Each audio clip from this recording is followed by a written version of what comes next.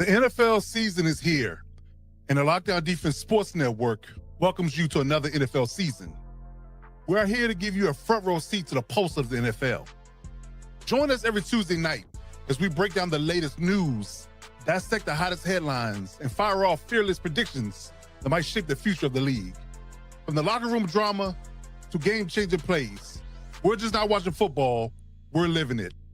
As the entire hit squad with young RG Robert Garcia, Coach Mike Dub, the real AG Alex Givens, and yours truly, Coach Defense, joins forces with the NFL Nation Live crew, Ref Guru, Violator, and the Saudi pirate himself, Captain Jack Rackham. So buckle up, because this isn't your average recap. This is the Lockdown Blitz, where the takes are bold, the insights are gritty, and the passion runs deep. Let's go.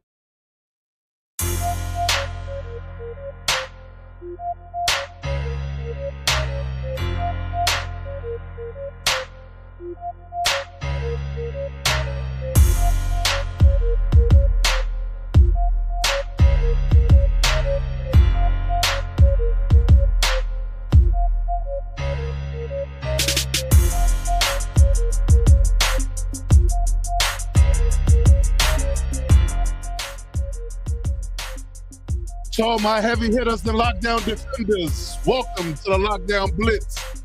I'm your host, Coach Defense. Alongside with me, the hit squad, my guy, Coach Mike Dub, young RG Robert Garcia, the real AG Alex Givens, and we're joined, of course, by the NFL Nation Live crew, Ref Guru, and the Saudi pirate himself, Captain Jack Rackham. Gentlemen, welcome to the show. Yar! Yar! Yar!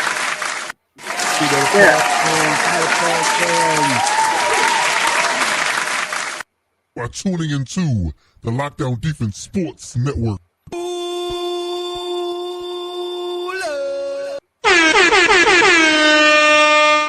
We're in the building. Gentlemen, Sir. Let's go around the room real quick. Week 4 was definitely not good for most of us. Whoa. Wasn't good for most of us. The only person that's really happy at this moment or relieved is probably AG, but we'll get to him. So, coming back around, Mike, good brother, how you feeling? What's going on out there? You're muted, so I'll let you know that before you start talking. Yeah, I see you muted on there. I'll mute your mic and let everybody know how you feeling. Feeling all right, man. Feeling all right. Seasons has its ups and downs. I'm not going to get into, all the details of the weekend and all that, but, we'll bounce back. We'll bounce back, but I'm feeling good. Okay. All right. Young RG Robert Garcia, how you feeling over there? Came back down to earth, huh, Coach? Yeah. Man, that was a humbling one. Yeah, for sure. Feeling good. Week 4, we're right into it. 2 for 3 on my bets this past weekend, so Yes, we're coming back. Indeed. Let them know. Let them know. Okay. All right. My guy, the man, the myth, the legend himself, Ref Guru. How you doing, good sir? Good. I think if you're 0-4, you're on the clock. That is a fact. That is a fact. True that. Oh, yeah. That is for sure. We got a couple of people that's in that ballpark already, for sure. Captain Jack Rackham, the Saudi pirate himself. How you doing, good sir? I'm good. I got my brand new, to replace my old brand new power chair delivered today, so I don't have to go around in a funky Kansas City red crap loaner power chair anymore until the airlines break this one. Oh, okay. Hey, I was gonna say, man, the hot rod red looked good. Hot red. You know what? Hot red. It actually was a nice chair aside from the colors, but it was friggin', and I caught myself. It was friggin' heavy, 180 pounds, and that doesn't work when you're trying to get an Uber ride and crap. Yeah, That's a fact. That is a fact. Yes, indeed. Yes, indeed. Real AG Alex Givens, good sir, with the one person that got to win this week on this channel. How Yes, you feeling? sir. Oh, I'm feeling great, brother. Had a great fantasy week for your boy, and then my squad dominated, and I know the Ravens are banged up, but two things can be true, and them being banged up and the Chiefs looking pretty solid in that game. So I'm feeling good rolling into week 5. I like it. All right. So yeah, like I said, week 4 was definitely a one for the books. I mean, we had a lot of things going on. I still don't feel like at this point in time we can predict anything. Nothing makes sense. Nothing really makes sense at all. All the analysis and all the work we did in the preseason, all this stuff is just not coming to fruition just yet. That's all I can really say. Yeah. Oh, a real quick note from the wife of the podcast, Akara Givens. She said, even though I kicked your ass in fantasy this week, she did.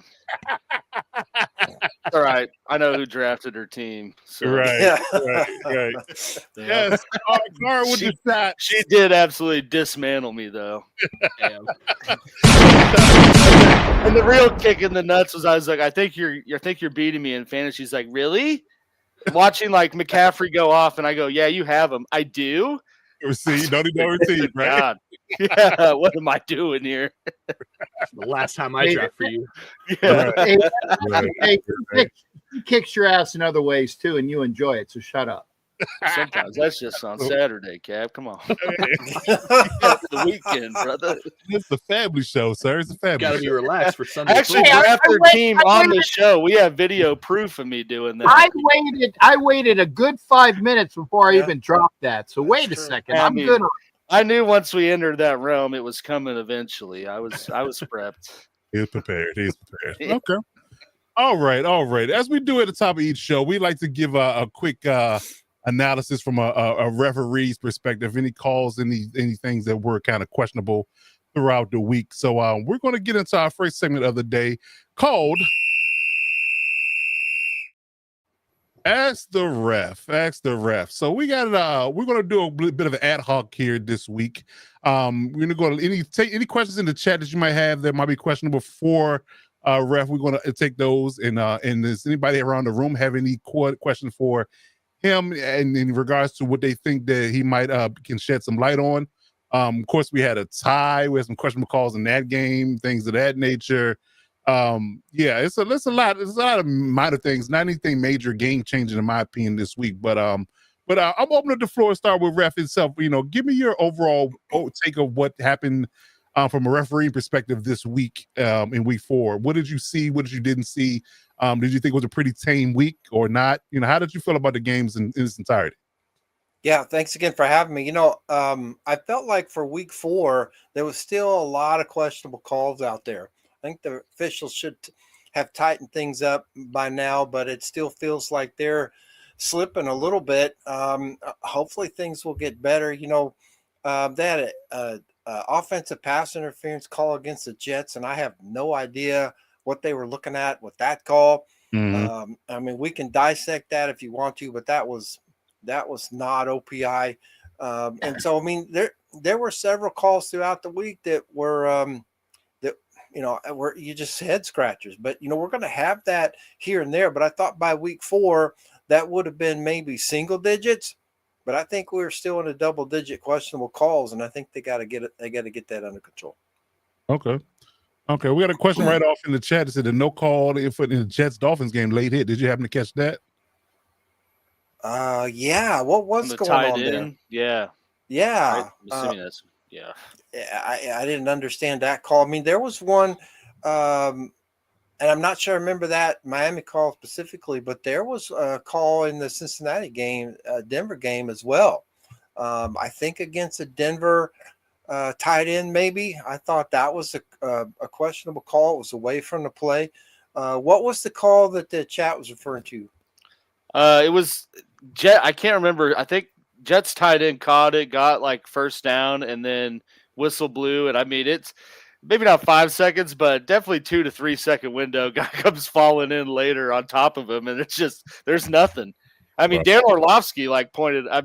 The broadcast was like, yeah, I don't know how that's not a personal foul. For a late hit. What's going on? Yeah, it was just blatantly missed. The ref's right in front of it. Yeah, well, again, that's another good point. Is I don't know. Sometimes I don't know what the officials are looking at. It's just really strange. Some of the calls we're getting and some of the no calls. Just wonder what they're looking at. Man. Yeah, speaking of that, I guess piggybacking on the late hit thing, I kind of want to get your take on what do you deem a late hit on the sideline in particular, because I see some things that are, we're not going to bring up the whole Patrick Mahomes, thing, because he's at the forefront of the, kind of people kind of giving him the mantra of him kind of baiting people to hit him late. But when you see a guy he's clearly out of bounds, and you have a guy come in and hit him after that. Now, mind you, he's moving. He is moving. So, the idea, I always want to give defenders grace and assist because you're moving 100 miles an hour. But when you see things like that, or they seem to be blatant, and he feel like he could have, stopped his tracks, or could have held up, or could have pulled up and not hit the guy, and he hits the guy late. And it's to me, it's like a 50-50 toss up about whether or not they call it as well. How do you officiate that if you were in that position? Yeah, that's a really good one, because a lot of it depends on whose sideline you're on, right? So let's say you've got Raiders, Chiefs, and Mahomes goes out on the Raiders sideline and there's a hit. There's going to be a flag, because if there's not a flag, you don't know what's going to happen over there. You don't have enough officials to go over there and clean that up. If it's on the Kansas City, if he goes out on the Kansas City side and there's a hit, the officials are going to kind of take a look at what happened as a result. So it's not a call that you necessarily. I mean, the obvious ones are going to be a flag out of your pocket right away. But generally, and this is true with a lot of calls, the officials are going to take a second to go, do I have a foul here? They're going to give them a second or two to process it. And part of the process is how many steps did let's say it's offensive player, how many steps did the offensive player take out of bounds? Were they literally trying to get out of bounds in order to stop the clock, and the defender just didn't even respect that? Was there a little gamesmanship going on there where I might step out, I might not step out, so the defender has to make a decision?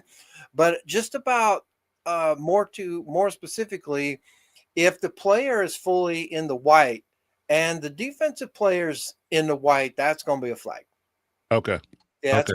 If the defensive player still has 1 foot in the green, and it's kind of what happened after. Did the offensive player go flying into the bench, knock the Gatorade cooler over, and the cheerleaders fell down, or did he just kind of fall over and win an Emmy? Did the player take an extra step? Did he hit him with the helmet? Did he hit him, with the shoulder pad? So they're going to take a second, kind of process that. But there'll be a lot more intimidation if the player that's in question is on the other team's side of the field. I can assure you that. Okay. That's some good clarity. That is definitely some good clarity, because I didn't even take that into account, although it makes perfect sense. Because if it's on the sidelines, your field judge can't get up there fast enough. You don't want a bench clearing incident there. The referee's going to be over there if it's a quarterback. But even that, even in the best case scenario, you've got three officials. You've got the referee, the line judge, and maybe the field judge, side judge coming up to try to clear that out. And they're going to be up in there. And if the players are smart, they'll stay out of the way. But you got coaches all in there too. They're going to try to get that player cleared out. The other part of it too is, where are we in the game? We in the last 2 minutes, and a team quarterback that got hit out of bounds on the other team's sideline is ahead. He's trailing. Defense trying to get the ball back. I mean, there's a lot in your head as an official. But you're going to, if it's on the other team's sideline, you're going to be reaching probably for a flag. If it's not, then you're going to take a second or two to ask yourself what you got there. Gotcha. Okay. Perfect. I got one more question for Rep, but I want to give the room a chance to ask anything they want to do following up, or they have any other questions they want to ask him, because I had another hot button topic that just kind of came across my brain that I want to get his opinion on. Did anybody else have anything for him before I ask? I just have like a very, very quick general question, not necessarily in a specific game where something happened, but is it ever a case for like referees when I don't want to say they throw a flag and then decide, oh, there's a penalty, but like kind of like how we were talking about, they rely, on scoring plays, they rely on that instant replay to kind of bail them out in certain situations. Is there certain cases where they throw a flag, not necessarily with the intent of, oh, here's this penalty, but kind of sort of like, okay, I know there's something there. I don't know exactly what it is, but I need to get a flag out there so we can go and discuss it.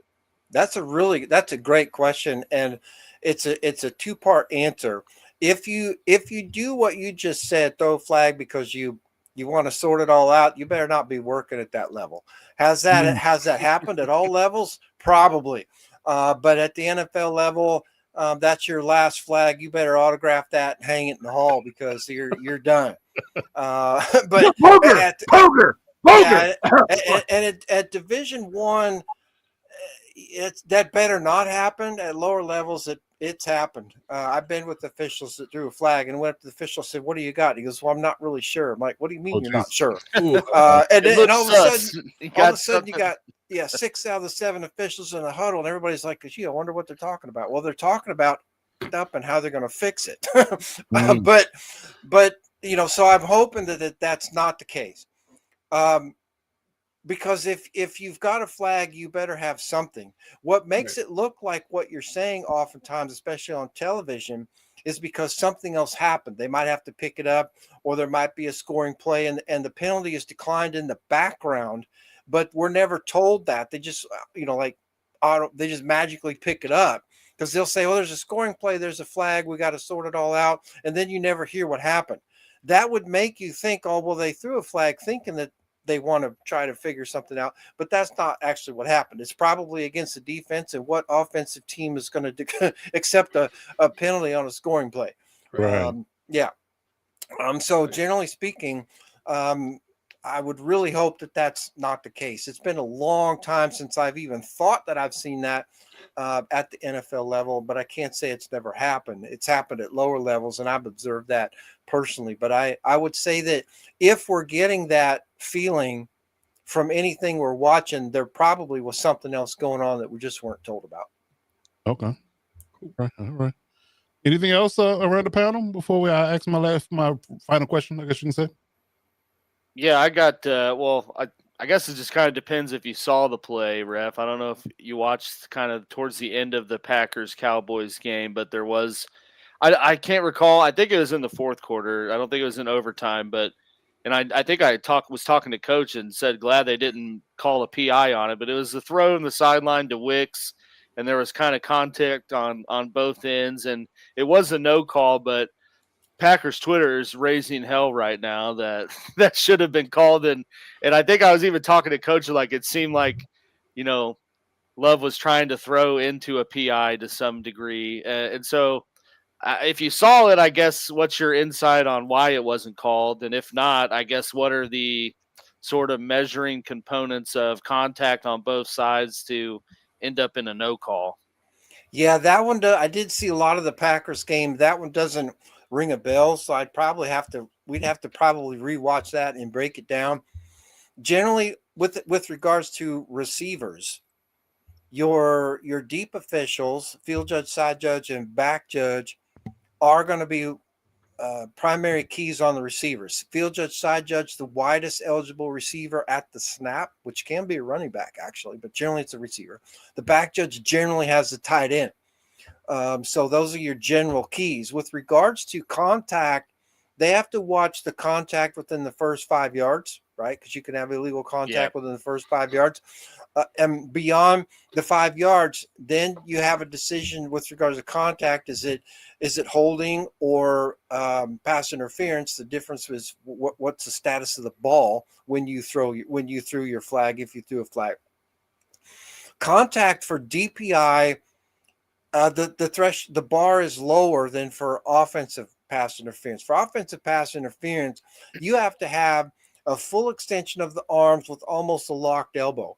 You can get away with quite a bit on the offensive side, especially with one arm.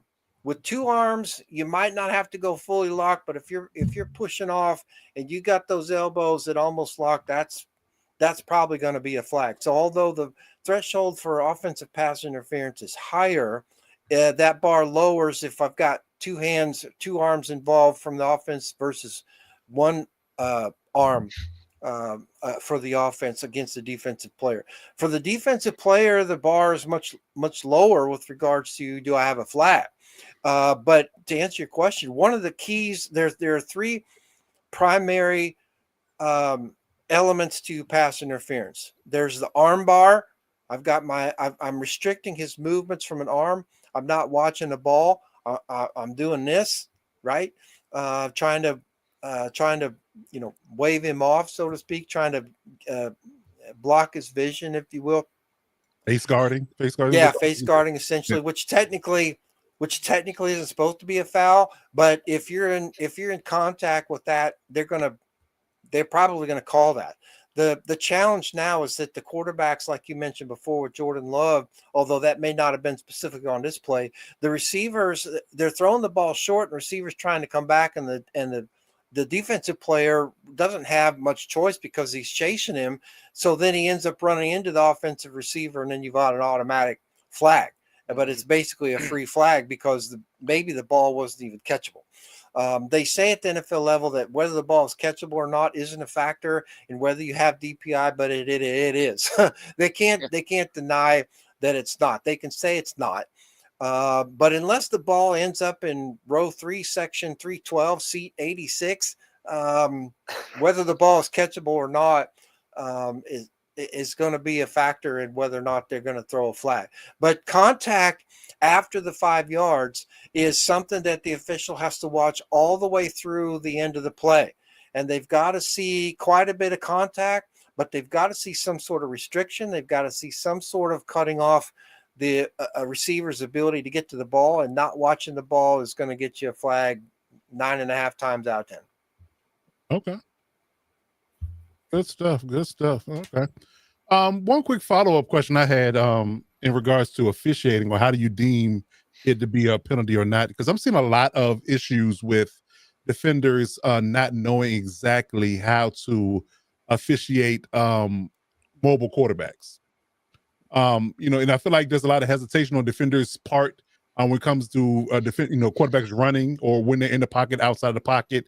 And it seemed like in fear of drawing a roughing the passer penalty or a targeting penalty, something of that nature. Because I feel like the quarterback has an extra layer of the roughing the passer aspect of it, as well as targeting and helmet to helmet contact, things of that nature. So I feel like they have a extra added element, and we have seen probably this might be the height of mobile quarterback play in this entire league, from my perspective.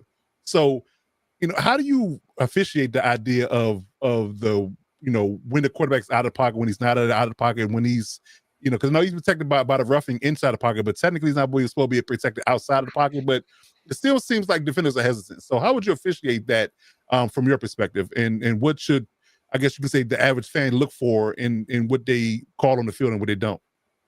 The answer is beats the hell out of me. I don't know how you officiate that.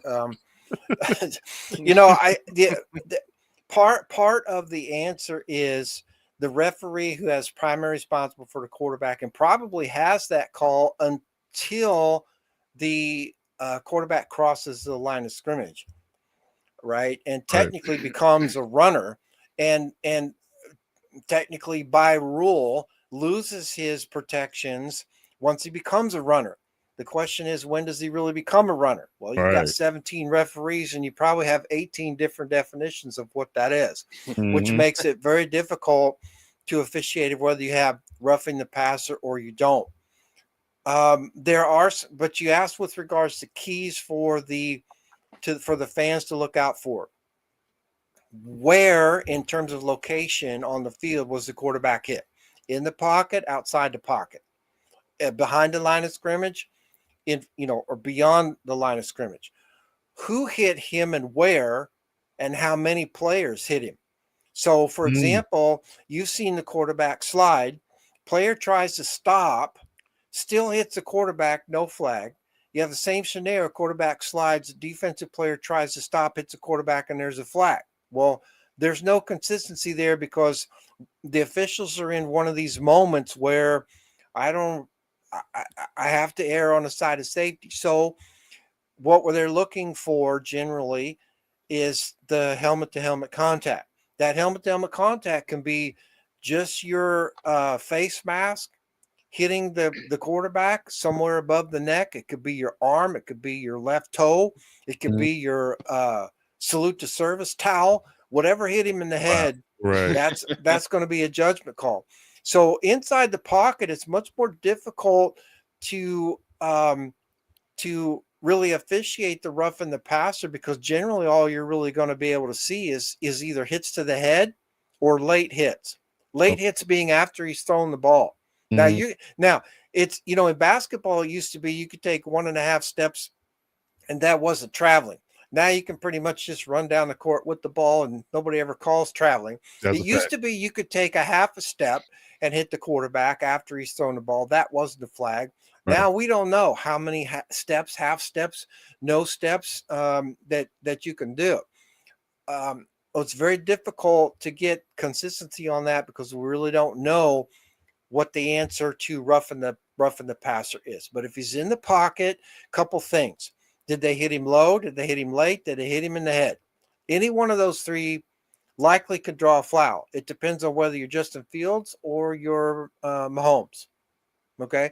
If he's outside the pocket, then for a right-handed quarterback, the threshold for roughing the passer is a little bit higher because he's going to have his back to basically the rushing defense, but he's got the ability to stop, set, and throw.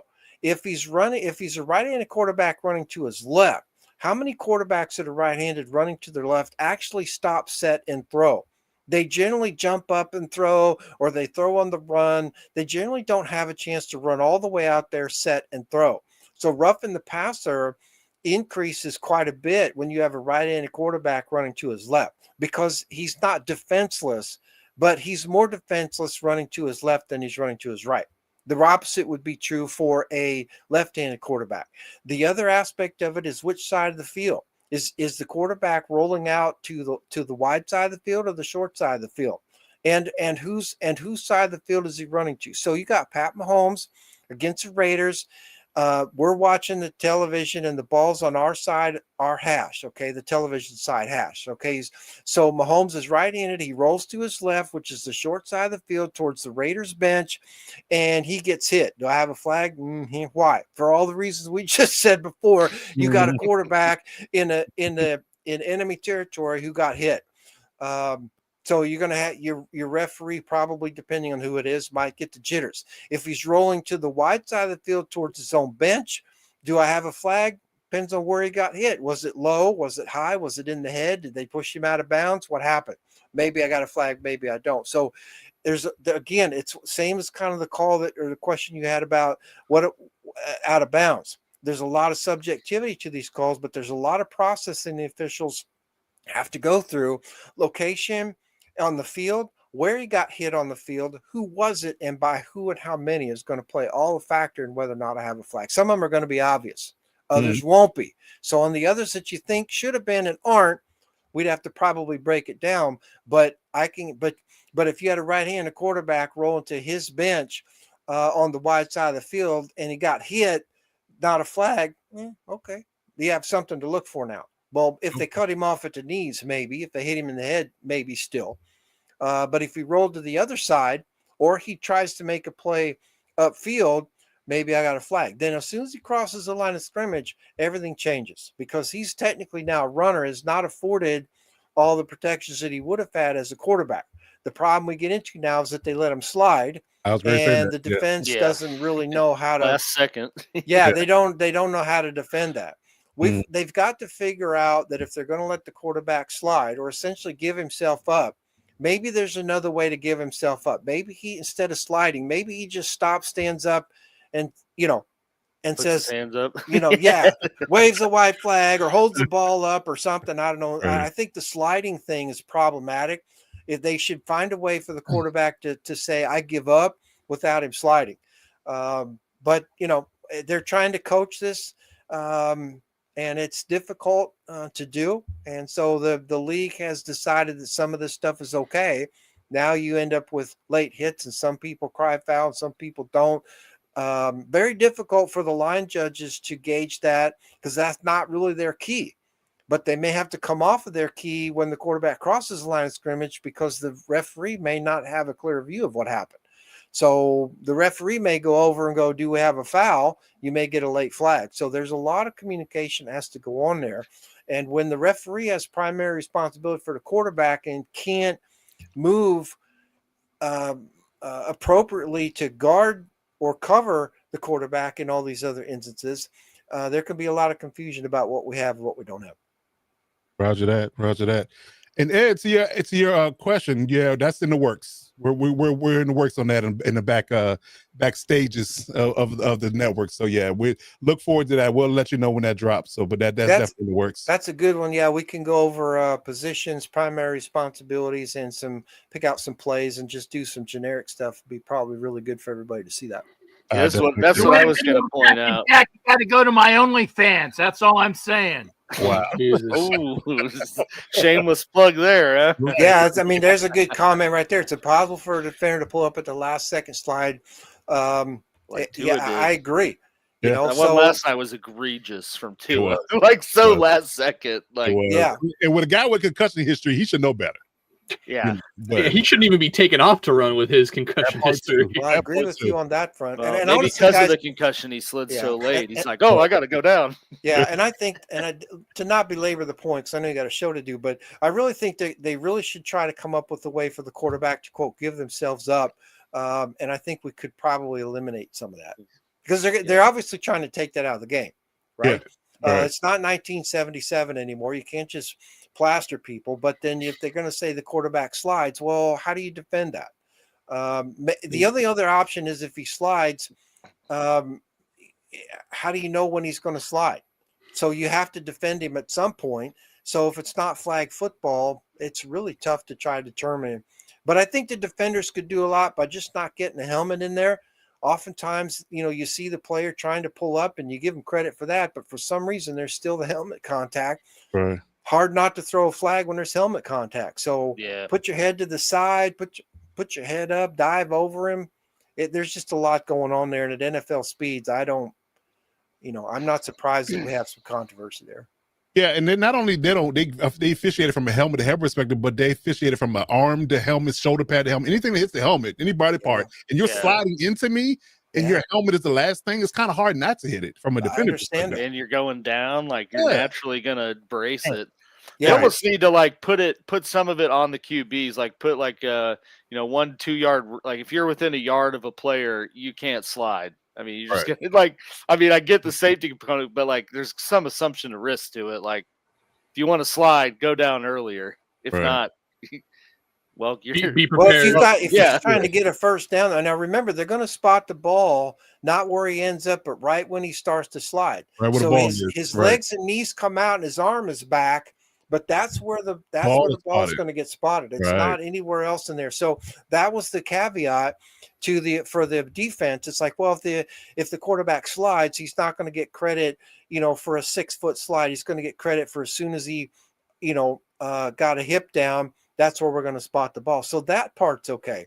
Yeah. But I still think they have to figure out some way for the quarterback to still be designated as a runner, especially after he crosses the line of scrimmage, but still be able to give himself up if he wants to. That wouldn't go. Whatever they decide isn't going to sit well with the likes of a Lamar Jackson or a Josh Allen or somebody like that. For other quarterbacks, they like Aaron Rodgers, they might be glad for that. But it's a contact sport. It's football, and you can't merge a non-contact aspect into a contact sport or make it half flag and half not football. I was just going to say merging flag with contact football, and that's this is what we get into when you have that is all this nonsense in the middle. So if it's not defined, then it's subjective. If it's subjective, it's not consistent. There you go. That's pretty much how it works. I like it. Okay. All right. Any follow-up question we have a ref before we move on? All right. Okay. Gold as always. Hey, listen, these segments are absolutely gold. I definitely appreciate them in its entirety. So, good sir, we appreciate you having you as always. Appreciate being here. Thank you. Yes, hopefully indeed. it's helpful. Oh, absolutely. Oh, 100%, man. If nothing else, from a selfish plug, I'm pleased. I always get a nugget or three from your perspective, educating me on what's going on the field. Well, what's hard is even in talking with you all, we'd like more clarity. Unfortunately, with the way that it is, sometimes it just isn't. Yeah. So the conversations that we're having about subjectivity and how you do this and how you do this, that's the same conversations that are going on in their training sessions. How do we deal with this? And pretty much it comes down to a situational thing. You try to get your crew all dialed in on what you have and what you don't have. And again, like I said, if it's not defined, it's subjective. It's subjective, then it's not consistent, and that's just how we are. I love it. I love it. That is a line within itself. Put That that is on the Yeah. shirt. that is a line within itself. I like it. Okay. Well, good sir. I appreciate your insight, and we'll check up again with you next week as we do our Awesome. segment Ask the Ref. And ladies and gentlemen, as always, Yeah, thank you. Ref Guru. Yeah. I'm really looking forward to watching this game this week for what it's worth. I won't be here for the rest of the show, but the Commanders and Seahawks, man, they're just kind of lurking. People better start paying attention to what's going on with those two. Actually, Look You at heard Coach cheesing up there. Look at that cheese Yeah. smile when you heard that. Who, me? Indeed. But ladies and gentlemen, we appreciate Ref Guru. We'll catch him next week. Yep, Let's take get care. into some headlines. Let's do it. Hit Squad headlines. All right, so let's talk Hit Squad headlines, and there's a lot to talk about from the NFL perspective. So we'll get into some NFL news, and then listen, we could probably end the show right now with a ref segment. 'Cause that's just gold in itself. Yeah. But we're gonna try to deliver from a podcast perspective from here on out. I appreciate everybody that's been coming through each and every week. Hit that subscribe button on the channel for the Lockdown David Sports Network if you have not done so. And so, gentlemen, let's talk football here, and let's talk about the week 4 in its entirety. Of course, the biggest headline and the most glaring headline is, the Dallas Packers and Cowboy matchup in Dallas this past week. And very entertaining game. I think that we all discussed, privately, that we said that we didn't think the game was going to go in that manner. We thought it was going to be a walkover or a run over from the Packers' perspective. And Dallas came to play. Dallas came to play. They were highly motivated. I got to give Brian Schottenheimer a lot of credit. I didn't have him anywhere near, in the annals of, coaching this team well in this stretch. But he's not only calling good plays, but he's coaching, he's managing them, he's motivating these guys. They're playing hard. Excuse me. And they're doing things that I didn't anticipate them doing. And they're a sneaky team at this point, especially taking the Raiders to the brink. Of course, the game ended in a tie, but let's go around the room and let's talk about the game. Give your perspective on it and tell me exactly how you felt about it. And of course, we'll follow that up with talking about the result. But let's talk about Micah Parsons going back to Dallas. Start with young RG. How did you feel about the game? It was definitely a highly anticipated matchup when Micah got traded to Green Bay. So how did you feel about the matchup in itself, and what did you think about the game in its entirety? Yeah, I thought the game, obviously ending it in 40-40, nobody expected that. We brushed on that a little bit. We fully expected Green Bay to just come in here and kind of dominate. It was a home game for the Cowboys, but I think we were all kind of on the same page of the Packers are just kind of on a different level this year. Add Micah into that mix with a defense that was already, top 10 last year, and they're going to be really scary. And I think this game really, although it ended in a tie, it really did seem like a loss for Packers fans and for Green Bay in total. Mhm. I think Dallas, again, I know there are no moral victories in the NFL, but this is about as close to a moral victory as you can get because you didn't lose, but you didn't win. So, I think Dallas, like you mentioned already, Schottenheimer, got to get a ton of credit. The boy, Marty's boy, he's all grown up now, and Right. man, it's my boy, Blue. But yeah, I thought the Cowboys were extremely impressive, and I'm gonna keep saying it as long as that offense keeps performing. Man, if only that defense had somebody like a Micah Parsons, that team could really compete this year. That part. But yeah, great game all around, and we'll talk about the ties a little bit later on in the show. Okay. Real AG Alice Givens, how did you feel about this matchup? Yeah, I mean, like we said, it I think was as expected, at least from the Packers component of lighting up the scoreboard. Got to give the Cowboys credit.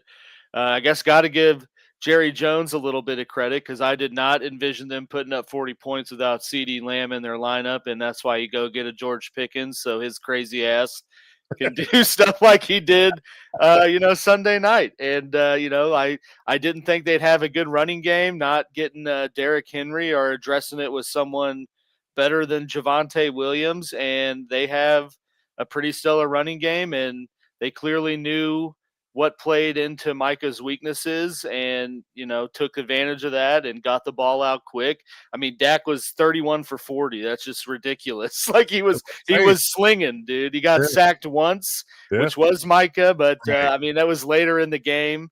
I just thought they had a great game plan for him, and he didn't really,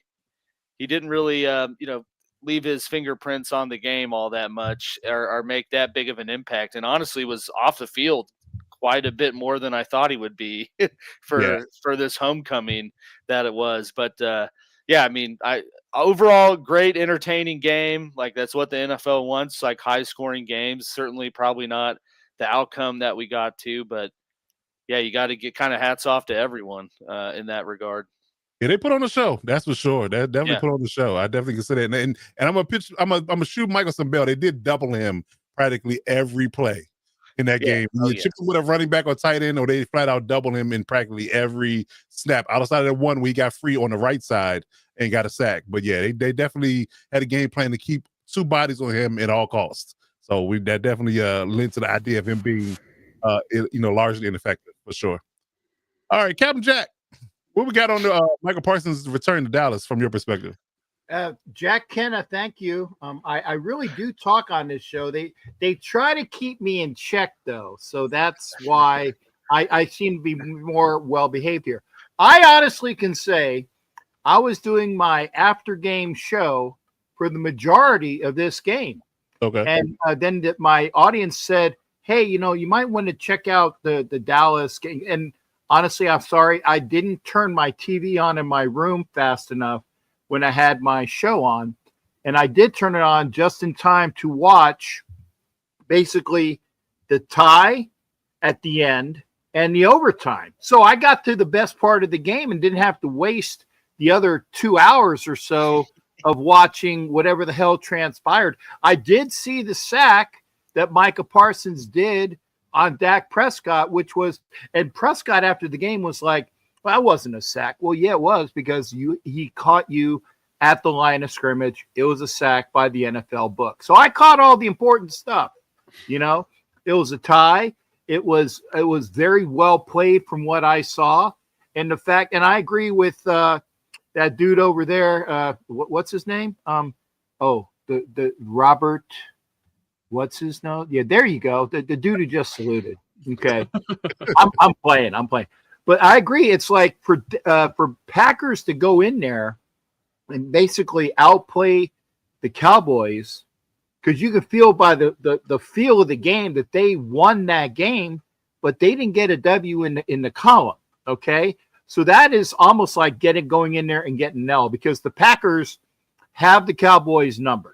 They have had it for several years, and it's actually a very decisive victory without a W for the Dallas Cowboys to have on a Sunday night game when Micah comes in there and it has all the flash bam, Hollywood bullshit going on. For them to get a tie is a win for the Dallas Cowboys. I like it. Okay. All right, the man is the closest to this particular matchup because he is a Commanders fan, and he was, preying on the Cowboys' downfall. Coach Mike Dub, how do you feel about this matchup, and what did you take from it, from especially from a coaching perspective? What did you take from this game? Yeah, definitely got to give credit to both sides, but especially the Cowboys for their game plan and how they neutralized all the Packers' weapons. Not only double teaming Micah, but also getting rid of the ball quick so that guys like Rashawn Gary can't really get going, and they did a good job of keeping Dak in a rhythm and staying on schedule. I think that's the biggest thing. He never got caught in a second and long or third and long situations. They stayed on schedule, which is of course key anytime you're going against a good defense in a spectacular pass rush. And of course you got to give them credit for the next guy stepping up. They did this without CeeDee Lamb, their number one guy. Some would argue that kind of opened up the offense a little bit more because they weren't so dependent upon him, so they were able to get Pickens going a little bit, get their run game going a little bit, Ferguson. So definitely got to give credit to the Cowboys for their game plan and how they stuck with it, and kind of did what they wanted to do. Of course. What happened? Did we lose Dub? Uh-oh. He's frozen. I thought that was me, man. Yeah, I thought that was me too. I already clicked, and then he just froze. That was a scary sound. It Yeah, was. that- television. blasted. That smile that he had earlier. Oh, there he is. He's live. There he's back. There it is. There it is. I see the smile now. The smile knocked it out. It was like an hour after the smile or whatever. You know, it was a percussion just coming off. You missed the very last part of your statement, though. If you want to reiterate it real quick before we move on. No, I mean, I was just saying, if I'm the Packers, I'm a little disappointed that you couldn't capitalize. It's hard to win games in this league, and that's a win that you're going to want to capitalize off of. Possibly if we get down into, the end of the season and we start talking about home field advantage and things like that. Yeah. Then it could come back to haunt them. So definitely I hate moral victories and I hate ties, but we'll get into that later. But if anything, it will be a moral victory for the Cowboys. Packers got to be a little disappointed that they couldn't come out with a W. Yeah. In a famous rap lyric, they say moral victories are for minor league coaches. So I get how we feel about moral victories. So yeah, that's what you have in a certain aspect of it. So I get why the tie is definitely something we don't want to see. And I'm glad we brought that up and everybody kind of, hinted on to focus on that particular aspect of it, because our next headline would be the ties in the NFL. Now, I would argue that, we can talk about, the rules and how they changed them, they tweaked them to kind of get a better result, right? But we still have this problem here, and in such a high stakes league, where wins matter. To Doug's point, it could come back and bite you in the standings or not. Sometimes that non-loss in your column could play into the idea of which seed you get. Could maybe work out for you in the better aspect of it, not negative, but we don't know. But for my money, for college to have this completely utterly figured out, and we saw it in the Oregon Penn State game over the weekend, the day before, but them to have it completely figured out, and it doesn't take up an enormous amount of time to get it resolved, at any point if they had ties in the regulation. What should the NFL do? Should the NFL eliminate the idea of ties, and should we have a guaranteed result? Captain Jack is chomping at the bit. Please go first. Please tell me how you feel about it, and what is your take on this particular aspect of it in NFL? Man, Coach, I know I got with all you youngins out there, okay, and Coach, you're not quite as old as me, but you're still a youngin in my heart. Okay, here's the thing: in the old NFL, back in days of yore, there were ties. There were ties, and then they expanded the games. It went from 14 to 16 to 17, and they expanded the rules. And even when they did the overtime, it's like, oh, now you have to have both teams get the ball. I get it. It's because of the mind of the American public, like these people were saying there, people don't pay for ties. No, it was the NFL trying to kowtow to the big bucks of the audience and the sponsors and all the people that are throwing money at them. And so they have to have something. And it's not just the NFL. Like you said, they have ties in soccer. No, they don't. They have that bull crap. I call myself this time. They have the bull crap of like the extra shooters and kickers and all the other stuff, just like they have in hockey, where they have the overtime period. Then they have a shootout. It's okay. It's okay to have a tie. They have draws in boxing, and it's well worth it. I saw a draw when I saw the Canelo undercard, and the guys beat the living crap out of each other, and it was a great fight, and it was a draw because it was what it was. There can be ties. Can it hurt you in the standings? Yes, because you didn't win, but let it all play out. There's no need to have a BS for the sponsors and the money and the Budweisers and the crap going on to have a winner. I know that is like detrimental for what y'all want to say, but it's okay. It is okay. Well, I shut a sim in the boxing because it tells me if I have a really good fight, that means I'm guaranteed to get another one. But you're not guaranteed to get another, shot at the people you tie with in the NFL. That's just not how it works. Such is life. Such is life. Yeah, I'm good with it. Went to a tie. They will fight again, and we get another good, multi-million-dollar fight. But the Packers and Dallas may not see each other at all ever in the season. So that it may not work out that way. If it's a tie and it hurts you in the standings, so be it. Okay, you didn't get a win, you didn't get a loss, but it's better than losing. It's not as good as winning. It's just what it is. I that sounds like the participation trophy argument to me. But we can agree to disagree personally. But let's get Coach Mike Duff's perspective on the ties. Do you think that the NFL should adopt the college rules, eliminate ties? Should you fight to the death? First blood wins. What do you take on what the NFL should do about ties? 100%. I think college has it figured out. College, this is the thing, I was against when they put in the rule where both teams had to get the ball because I said football is, all phases of the game. You want to win, you got a chance to play defense, you got a chance to play special teams, win on defense and special teams. Anything. Just I don't like ties. And I don't like ties because you play to win the game. And as a coach, it frustrates the crap out of me to, have guys, and I understand, it's not necessary. And this is from a selfish point of view, my competitive side. You either win or you lose. You know what I mean? Like there's no in between. And when you start talking about records and you start talking about, incentives and contracts and, who's over 500, who's of all this stuff, I don't know. It's just there's not much more. It doesn't get much more black and white than wins and losses. Like that's just it. That's just you cannot play good. You can all this other stuff. And in life, I get it. I get it, Cap. Life goes that way sometimes, but this isn't life. This is football. You win or you lose. Please give them a definitive answer, especially in the professional ranks. College has it figured out. Go with the college. Please, one alibi on that. We're listening. Yeah. It's when you talk about college, it's arbitrary makeup. Okay. You're going to start from here and you're going to have this, and it's bull crap. At least in overtime, in the pros, they do it the correct way. Well, wait a effing second. Don't piss me off. Okay.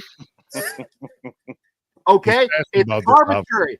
I caught myself. Don't get my blood boiling. Okay.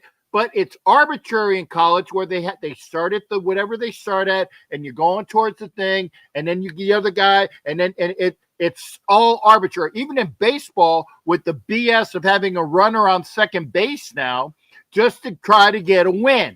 Okay, because baseball, they didn't like to see all of these extra innings where they couldn't get a run across, so they made arbitrary rules.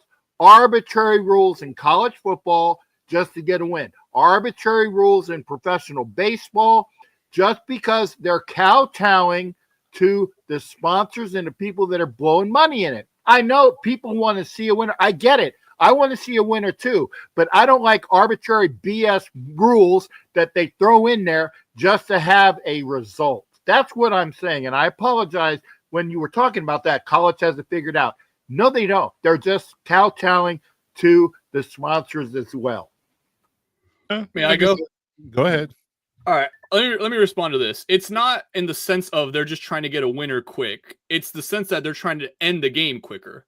That's what they do with all of these sports. It's why they added the extra runner, an extra innings rule for baseball. They don't want these games going 18, 19 innings. They want them to end in, 12, 13. These guys play 162 game seasons. They don't want them to have to play 2 games in one, essentially. Same thing with hockey. Hockey playoffs, it's overtime, and you just go until somebody scores. It's normal. I like that. But that's in the playoffs, right? In the regular season, it's the shootout, and that's about as arbitrary as it can get. You start at center ice, you have the puck, it's you and the goalie. You take one shot, you win, cool. If not, that's it. That's about as arbitrary as it gets. At least with college, it's an actual drive, and it's like, yeah, you're starting them on, this part of the field, and they have to go down and score, but that's actually them playing the game. That hockey overtime, that's not hockey. The extra innings rule in baseball, that's not baseball. Like it's very similar. You're proving my point for me. You're proving my point for me about the arbitrary BS in hockey. If you're going to have overtime, let them play and play and play and play. And you don't have that crappy shootout. In football, in college, you started, I can't remember, was it the 30-yard line and you move in? 25. Whatever. But it's arbitrary BS. That's what I'm saying. But during the regular season, I get it. But if you're going to have a winner, do it the right way. If you're going to have overtime, like you said, college does it right. I disagree. College does not do it right. So they are talent. Would you be open to an idea then, if we're going to make it arbitrary, that we just all right, field goal kick at the end of the games for football during the regular season?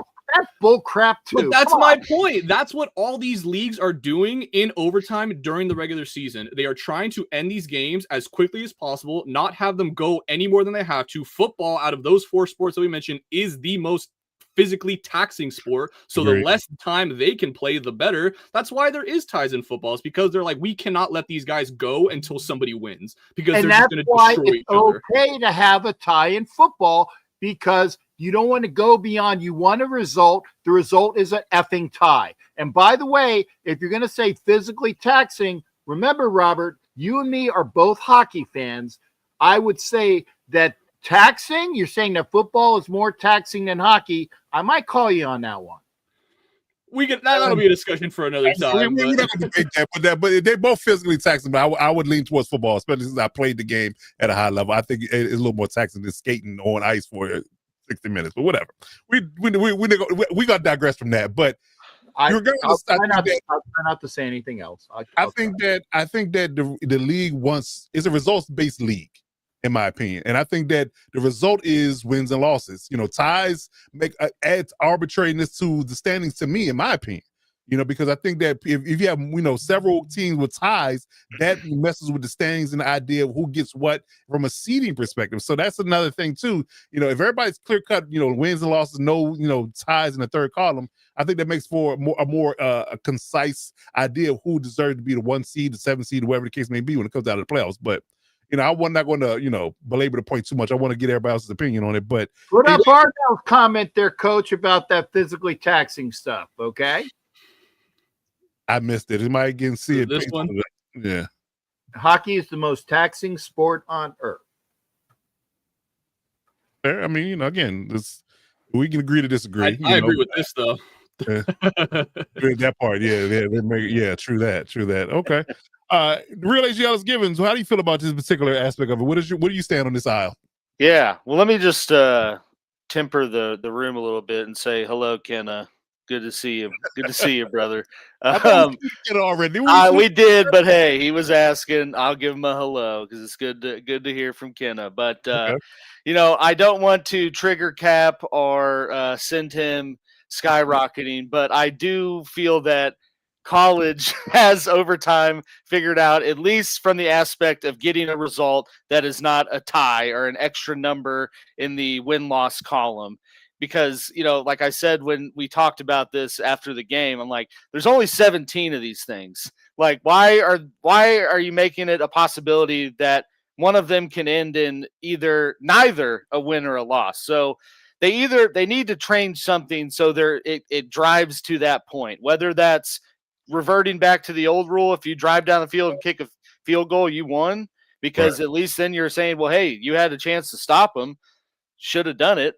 Or go to more of the college aspect, not saying just copy the model, top to bottom, but get to some point where you're driving scoring and then changing it from, hey, you're not just going to get this free extra point at the end. You got to start hitting 2-point conversions so that we're not here all night with you guys scoring from 25 in, kicking field goals. So I just think whatever they decide to do, they need to do something so that the regular season in one of the 17 games doesn't end in a tie. And I understand that it brings different implications than a loss, but it's also not a win. So why not have the game just, it's black or white, ends in a win or a loss, and don't leave it up to that possibility. I wholeheartedly agree. And then start from the 50. We don't got to do the 25 like college does. Start from the 50. These kickers kicking, 50, 60, 70-yard kicks in certain cases. Start from the 50, give them one drive from the 50, and the other team will drive from the 50 and see what happens. If you kick a field goal, no field goals? No field goals. Nope. Just go drive straight down, and then you just keep going back and forth with it. Because the thing is, we're already, most teams are almost already starting at the 50 with these new kickoff rules. Touchbacks are 35. Yeah, that's why I say start from the 50, because you're damn near doing that anyway with the kickoff rules. So start from the 50. If you can't score from that aspect of it, it's tough on you. But I think that they should definitely do something to have a more definitive winner. Because like Alex said, you only have 17 of these things. You don't have 162. You don't have how many games in soccer or hockey, whatever case may be. You don't play for 8, 9, 10 months. You play for 3 months, and it's a lot of stakes involved. So I think they should clean it up, in my opinion. But we'll see what they do in regards to that. But I think there's a lot of buzz around the idea that this tie business is not what's good for the fan base, for sure. Because I'm sure that we all can have one opinion on it, but let that tie affect your team get in the playoffs or not, or then we got a whole different opinion. Then we got a whole different opinion in that respect as well. So if all we need is the Bills to tie and not make the playoffs somehow. Then they'll change the rule. Yeah, that part. If you tie, you tie. If it affects your outcome, sucks being your team. But you play to win the game unless you tie. Okay, Herb Hedwig would not agree with that, but okay, we'll do it. Okay. All right, but yeah, we'll see how things go with the tie business. But I think we all, outside of Cap, we agree that something needs to be done to make sure we have wins or losses versus ties. Ties not good for anybody. Besides, I like to be difficult because I knew all the rest of you bastards were going to say what you said. That's why I said what I said. Got to play devil's advocate. It's not a secret. We know. Okay. All right, so let's move on down the line. Let's talk about a different topic in regards to the NFL. So let's talk about some quarterbacks. So we saw the benching for Jackson Dart of Russell Wilson this past week, and we saw Kyler Murray, quite honestly, not look great, on Thursday night against the Seahawks and for most of that game. So, there's talks and there's buzz about Russell Wilson's future, and there's also talks and buzz about what Kyler Murray's future is going to look like. Are we going to see Russell Wilson at all in starting ever again in the NFL? Are we going to see Kyler Murray on a different team in 2026? We don't know. But either way, these guys seem to be wearing out their welcome where they're staying in that aspect of it. So let's go around the room and get people's takes on. We'll start with Russell Wilson, and then we'll get to Kyler Murray. But I'm gonna start with the real HG Alex Gillens first. We talk about Russell Wilson. How do you feel about his status in the NFL, and what do you think he does after his tour in New York? If he stays that long, he could get traded. We don't know. Yeah, I mean, he doesn't really strike me as the kind of guy to read the room and retire, when the time's right. So I imagine he sticks around unless his, ego is too big to be a veteran backup somewhere. But I think the days of Russell Wilson or a team giving him the keys to the offense and saying he's our guy are done, because he was good in Seattle for a decent stretch of time, but everywhere else he's gone since then has just completely gone off the rails. And I mean, the last two teams he was with, he didn't even make it. I don't know when the Steelers moved off of him completely, but I feel like it was about the same time this year. So, last year. So he didn't even make it into a quarter of the season with the last two teams he's been with. It's actually backwards, because Justin Fields started the season because he was quote unquote hurt, and then after 4 or 5 games they benched him. Justin Fields. Oh yeah. And Russell finished out the season, so he finished the season out. Did they make the playoffs? No, they did. No. They did. Yeah. They did. But yeah, I just done like they were normal, MO. Yeah, I think they were a wild card. They were. But yeah, I do not envision another team talking themselves into or believing Russell Wilson's the missing piece that we need to have our offense be better, or I just don't really see a team giving him a chance. So I think he is absolutely done as a starter in the NFL, and we'll see if he sticks around to be that, like I said, veteran presence for a younger guy. But from what I've seen too, he's not that type of guy that you would even want in your locker room for that role. So I don't know what happens.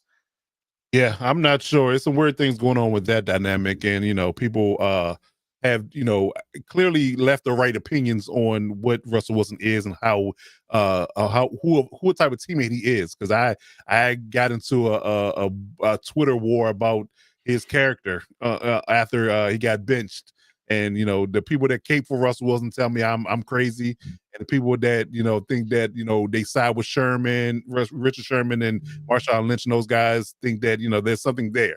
You could be. That's the thing about it, from my perspective. And I'll say this, and I'll go to Coach Mike Dub next. But my thing is this: you could be a really good person generally, on the surface, but to be a good football teammate, that's a whole different aspect of the whole idea. Mm-hmm. Like, to be a good football teammate, to be a good leader in the locker room, and be a guy that people can rally behind and really want to go to war with. That's the whole completely it's totally different. I'll tell you one thing: a politician can't walk into an NFL locker room and galvanize the room. You're not gonna get me to play football. But Tom Brady can walk in the locker room right now and put the pads on it, and you're going to want to run through a wall for Tom Brady. It's two different scores of people, two different characters. So I think that, although Russell Wilson might be the guy to shake hands and kiss babies, he might run for Senate one day, but he just might not be a good guy that you want to get behind in regards to he can lead you to the promised land. Maybe that's just what it is. It's all public image. And all that, all that corny stuff is cool and welcoming when things are going good, but then Right. it's like it's Parkman doing his shimmy, Yeah, right. Women in Cleveland puke. Right. Broncos country.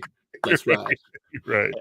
Right. So yeah, it gets tiresome real quick if you're not winning. So I definitely agree there. There you go. There's Parkman doing a shimmy. Doing his shimmy. Drives the women in Cleveland crazy. Drive the women in Vegas crazy. Yeah.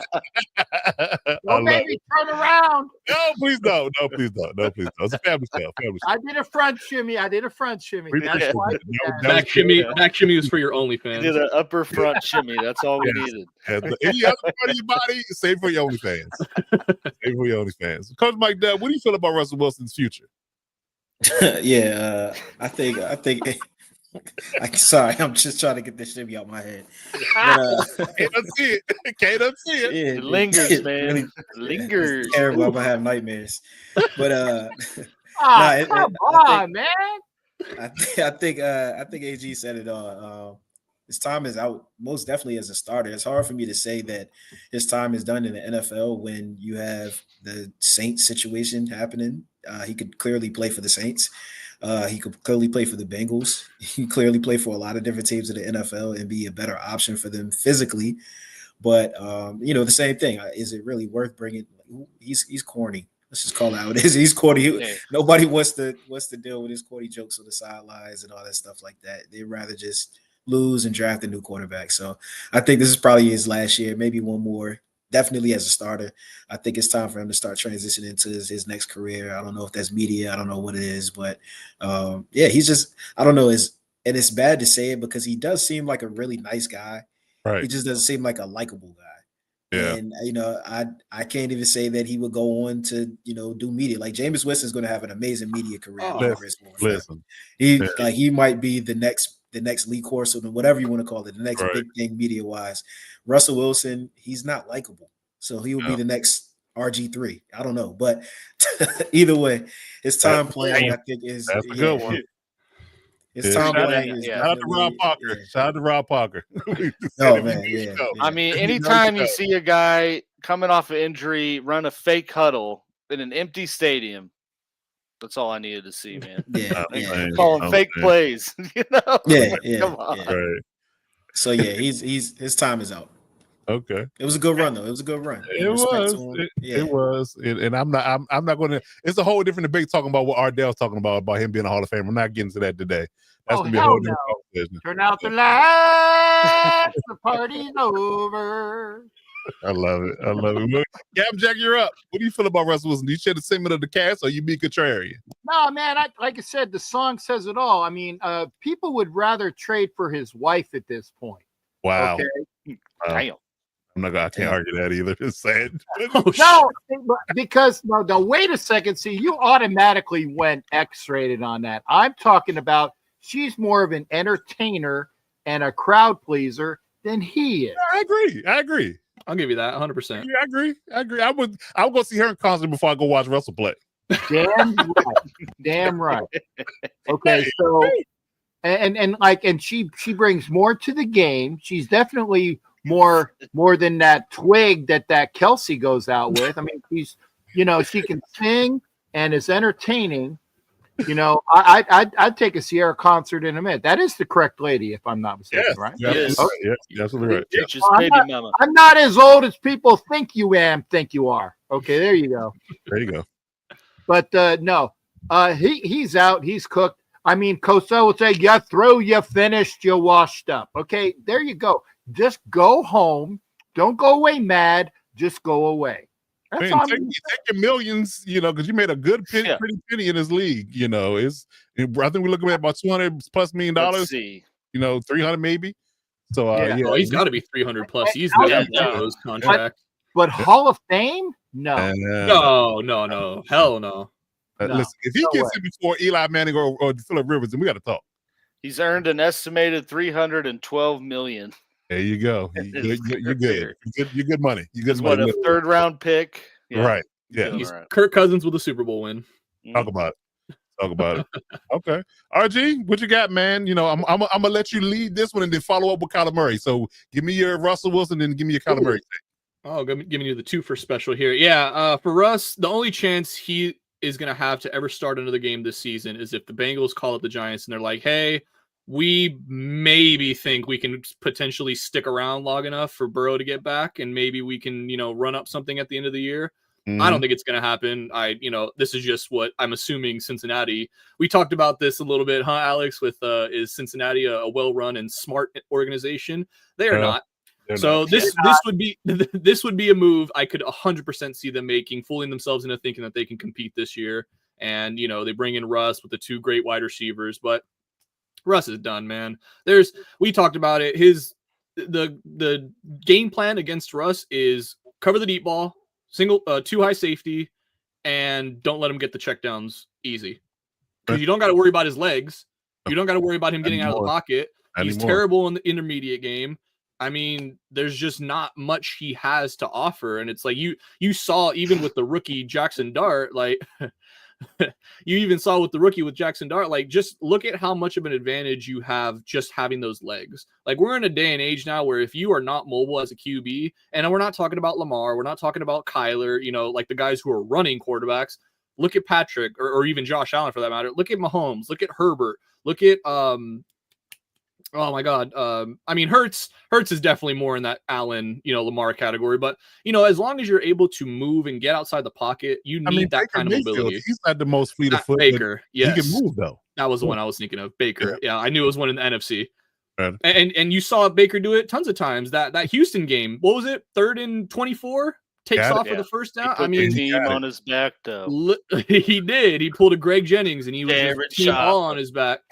So if you're not as mobile, Russ at one point in time was mobile. If he's not like that anymore, you got to hang it up, my man. It's over.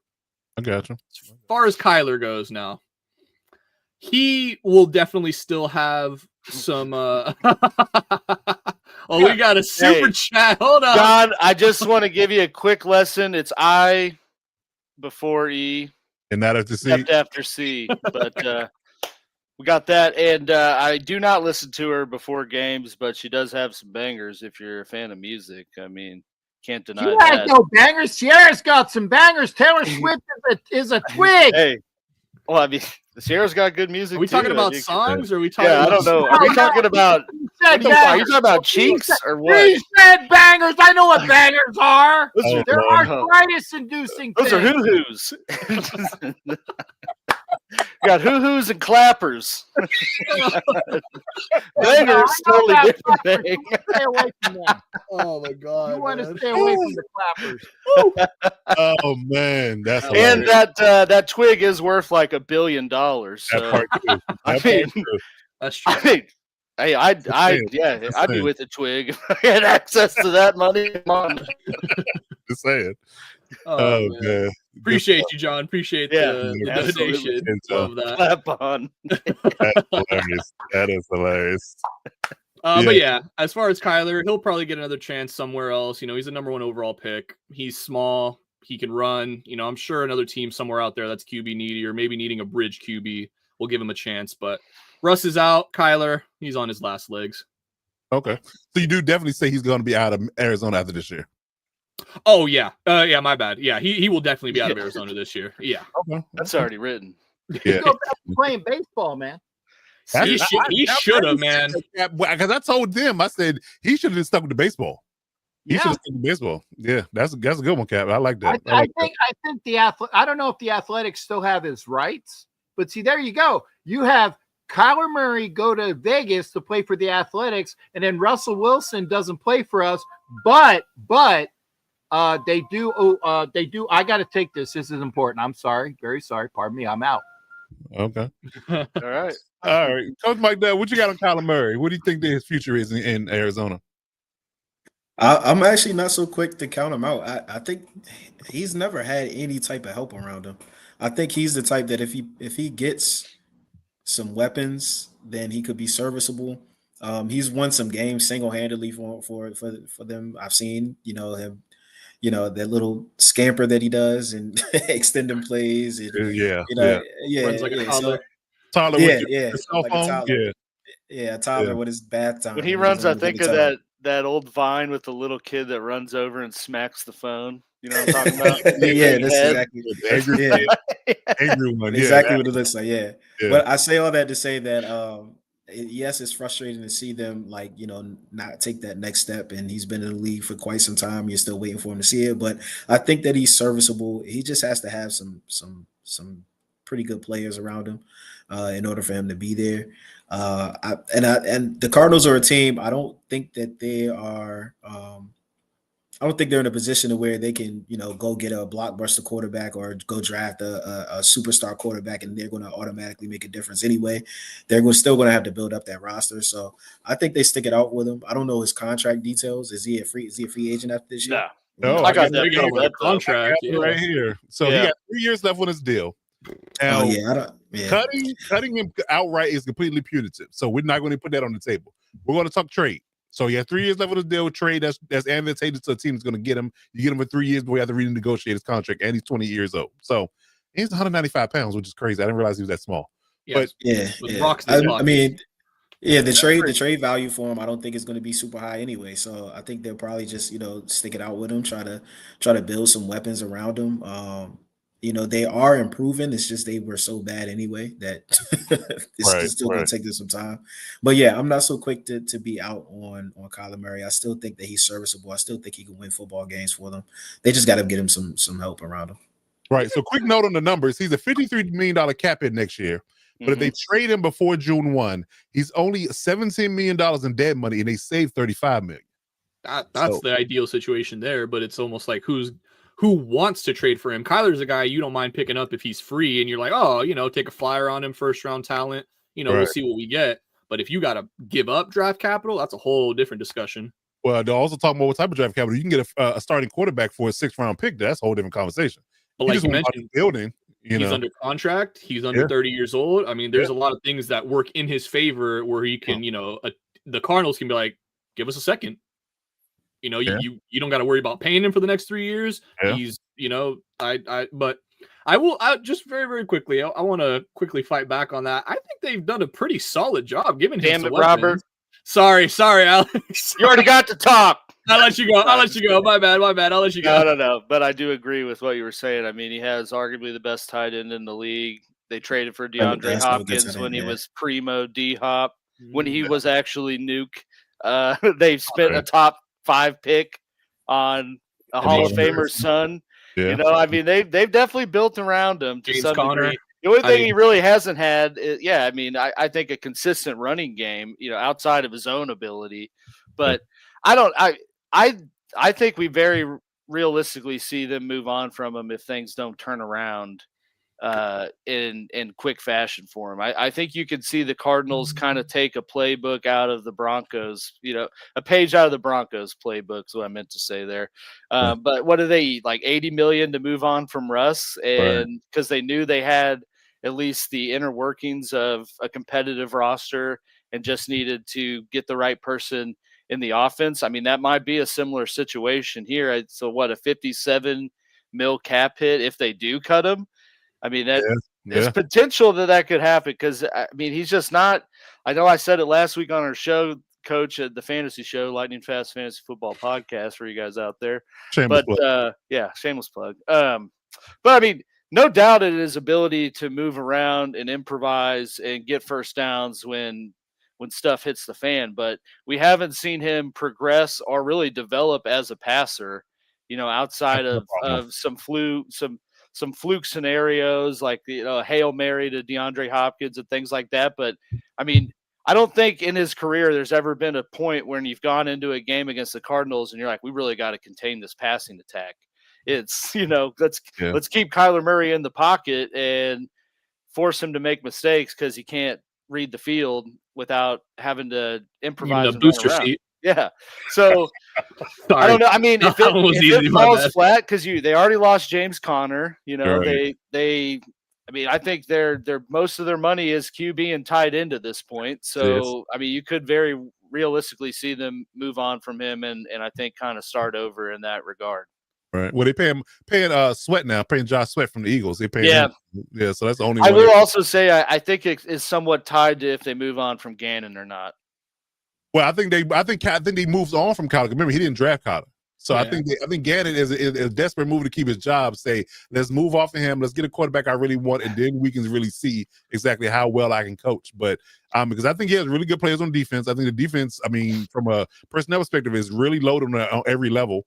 But to your point, I think the delineation is the quarterback, and I think this is a point that I don't think anybody else has made, in my opinion. We talking about both these quarterbacks. I think height is an issue. In all honesty, the average lineman's height in the NFL right now is 6'3". Tyler and Russ are both 5'10" on the media guide. They may be shorter in real life. On a good day. He looks shorter than 5'10" to me. I'm Good 5'11", and he looks shorter than me. So I think that his ability. If that's the program height, he's really like 5'8". Right. Right. That's what cleats on, maybe fresh ones. Right. And long cleats, the 1-inch cleats. Yeah, exactly. Yeah, like 4 pairs of socks on too. That part. Metal spike tipped cleats, Right. So the idea of keeping him in the pocket is the scheme to keep him limited, because he can't see down the field because he's too short, in my opinion. So you got these linemen standing up at 6'3", 6'4", 6'5", and him trying to see through lanes in the pocket, trying to deliver the ball. He just can't do it. I think that's been Russ's problem in general, because I think they kind of put that smut on him when he was in Seattle, saying he has issues with throwing the ball in the middle of the field. So I think it's a height issue. I think you need to have a taller quarterback, in my opinion. So I think that might be a reason why Kyler does not work at this stage of the game, is because he's limited. You know, he's physically, what is it? Heightly challenged. What is the word? Yeah, I know what you're talking about. Vertically challenged. Vertically challenged. There you go, vertically challenged. So yeah, I think that might be what the problem is. So we'll see. But see, to RG's point, I think somebody can convince themselves into him being. When I say Steelers, meet your 2026 QB. There you go. There you go. Okay. Younger Russ. There you go. Right. Remix Literally. And hey, I guess this week will be kind of a tell, because they do play the Titans. So if you think you're right there, then what do we do? Yeah. What do we do? And it might get fired if they lose that game, man. That's inexcusable. I'm saying. Okay. Coach and all folks here, again, I'd like to apologize. The only reason why I caught that call was because it was a Raider for events this weekend, a former Raider player. And, and when you get them on the phone, you got to take the call. I would not disrespect your show for anything that was not important, sir. Appreciate it. Business calls. I understand. Okay. Do you have any takes on Kyler Murray's future before we move on? Yeah, go back to the A's or whoever wants to play in baseball. Okay, that's easy. Okay, there you go. Boom. There you go. Short and sweet. All right. So let's move on down the line. Let's talk about some divisional talk. There's 2 divisions in the NFL that just don't seem to want to do anything noteworthy in their regard. It doesn't seem like nobody wants to win in these divisions, and it's typically not the case. I mean, you typically get competitiveness out of both these divisions, so I don't understand it. So the AFC South and the AFC North have problems. Top to bottom, we don't know what the Jags are. The Titans are a mess.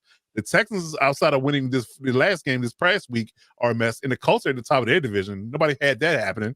I'm sure nobody had that on their bingo card. Yeah. Right. Daniel Jones, of all people, is leading that division. Jones, baby.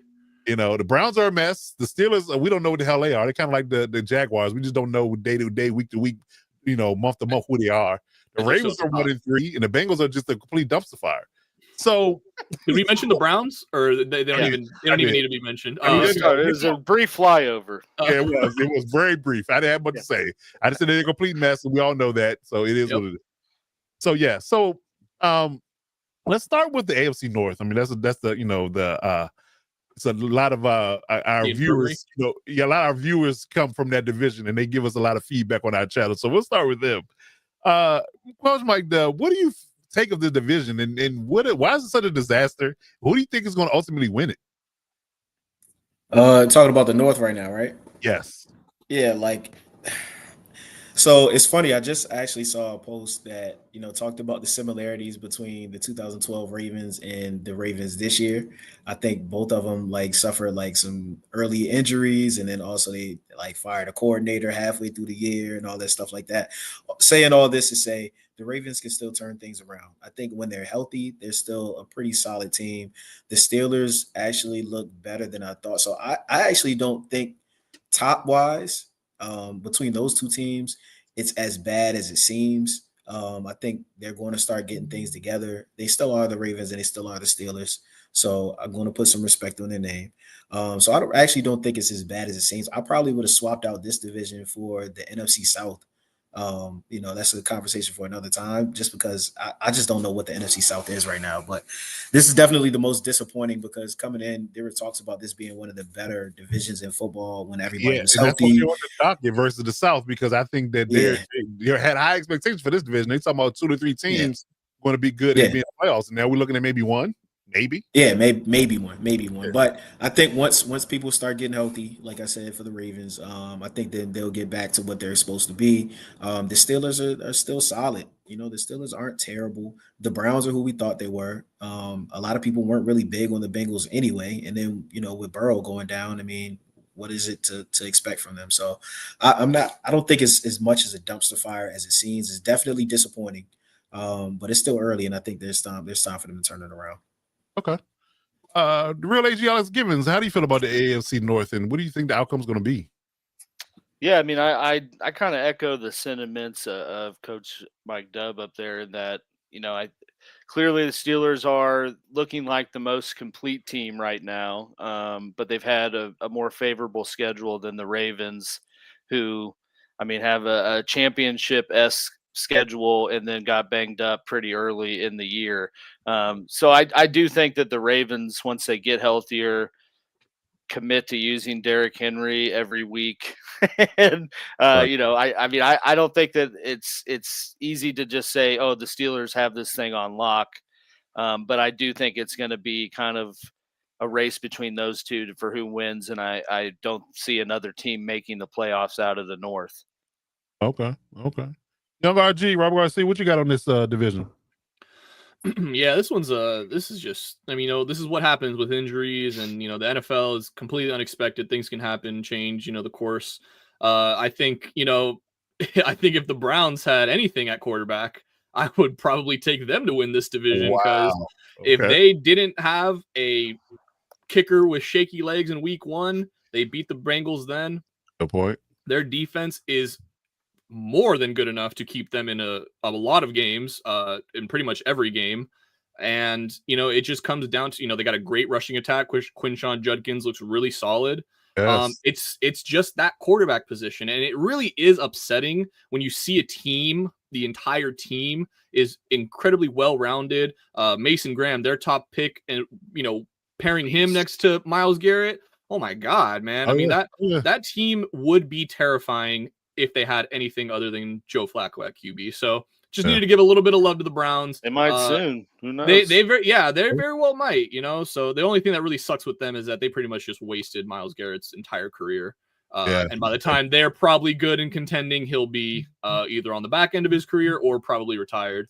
But as far as who I think is going to win this division, I think with that injury to Lamar, and if he is going to be out 2 to 3 weeks, then it has to be the Steelers. They're going to basically walk backwards into this division title with the 2 injuries to the star QBs in the division. Yeah, that's a great point. Which is crazy to me, because I don't think none of us had that happen. I think we thought it was a Ravens division to lose, and we don't know what the Bengals were going to be in the preseason, things of that nature, and we just kind of wrote them off, But clearly, according to Geno Smith, they didn't write back. So yeah, I don't know, man. But I'm a little more cynical in regards to the 2 teams that quote unquote we kind of looking at that should be in the front running when the season ends. I'm gonna start with the Ravens. The Ravens didn't look good before the injuries. If you want to be real honest about it, they didn't look good at all. And they can't stop anybody defensively. Yeah. Period. Healthy, not healthy, didn't matter. Now you're banged up, it's going to get worse. So I don't, from a morale perspective, I don't know what's going on from a coaching perspective, but they haven't been right since Mike McDonald left there and went to Seattle. When he left, it's been downhill. Zach Orr is the defensive coordinator, but he had woes last year. He kind of tweaked it and kind of patchworked it and moved Kyle Hamilton around and kind of made it better, but they still end up losing in the playoffs. I'm a little concerned about their production. What Lamar did and against the Chiefs kind of telling. I think Spags is exposing the idea of what you can do against him to limit him and kind of frustrate him and get him to the point where he's not as dominant as he has once was. If you pressure him and get people in his face, and he can't just scramble and extend plays and get the ball down the field. It's an issue. Mark Andrews is regressing. There's a lot of red flags there, in my opinion. Now, do they have the benefit of having two bad teams in their division, so they might just back into a wild card, worst case scenario? Possible. But I'm just concerned about the idea of them. We looked at them as a Super Bowl contending team to start the season, and I'm not looking at them now. And by just in week 4, we're just 4 games in, and I'm looking at it like they might be a wild card team at best. And the Steelers, I mean, I don't like Arthur Smith. I'm gonna start there. I can't stand Arthur Smith as offensive coordinator. I don't like it. And for them to be, questionable on defense, much like the Ravens, they've get up a lot of points. Their pass rush isn't the dominant, quote unquote, force that it's been in the past.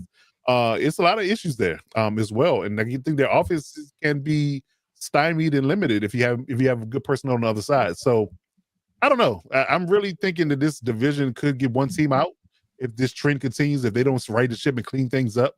Because they both have the personnel to do it. It's just why they're not is just really the issue for me. That's where it falls apart for my money. But that's just my take on it. Captain Jack, do you got anything to add on this division disaster in the early going in the first quarter of the season? Which are we talking north or south? North. We're talking north right now. Okay. Yeah, I mean, I'm kind of surprised that the Ravens are playing as shitty as they are. Okay? I agree. Yeah. I mean, you would think that a team that has all of the makings that what they have with Jackson and their running game and their passing game, and all they have, they should be steamrolling, but they're 1-3 right now, and they might lose enough to not even be in the playoffs. The Steelers are iffy because you don't know what you're going to get with them, although they're playing better with some old dude that likes to smoke peyote, behind quarterback. Right.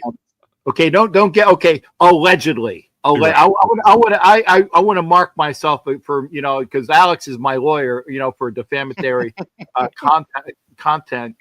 The Browns, like you said, Joe effing Flacco. Yeah. Okay, and yeah, we do, and thank God we do play the Browns. We do play the. Is this like my segue to the AFC South? So maybe the Raiders can get a win out of playing these teams. Like I said, maybe, okay, because we are playing Indy next week. Kind of that's what that phone call was about.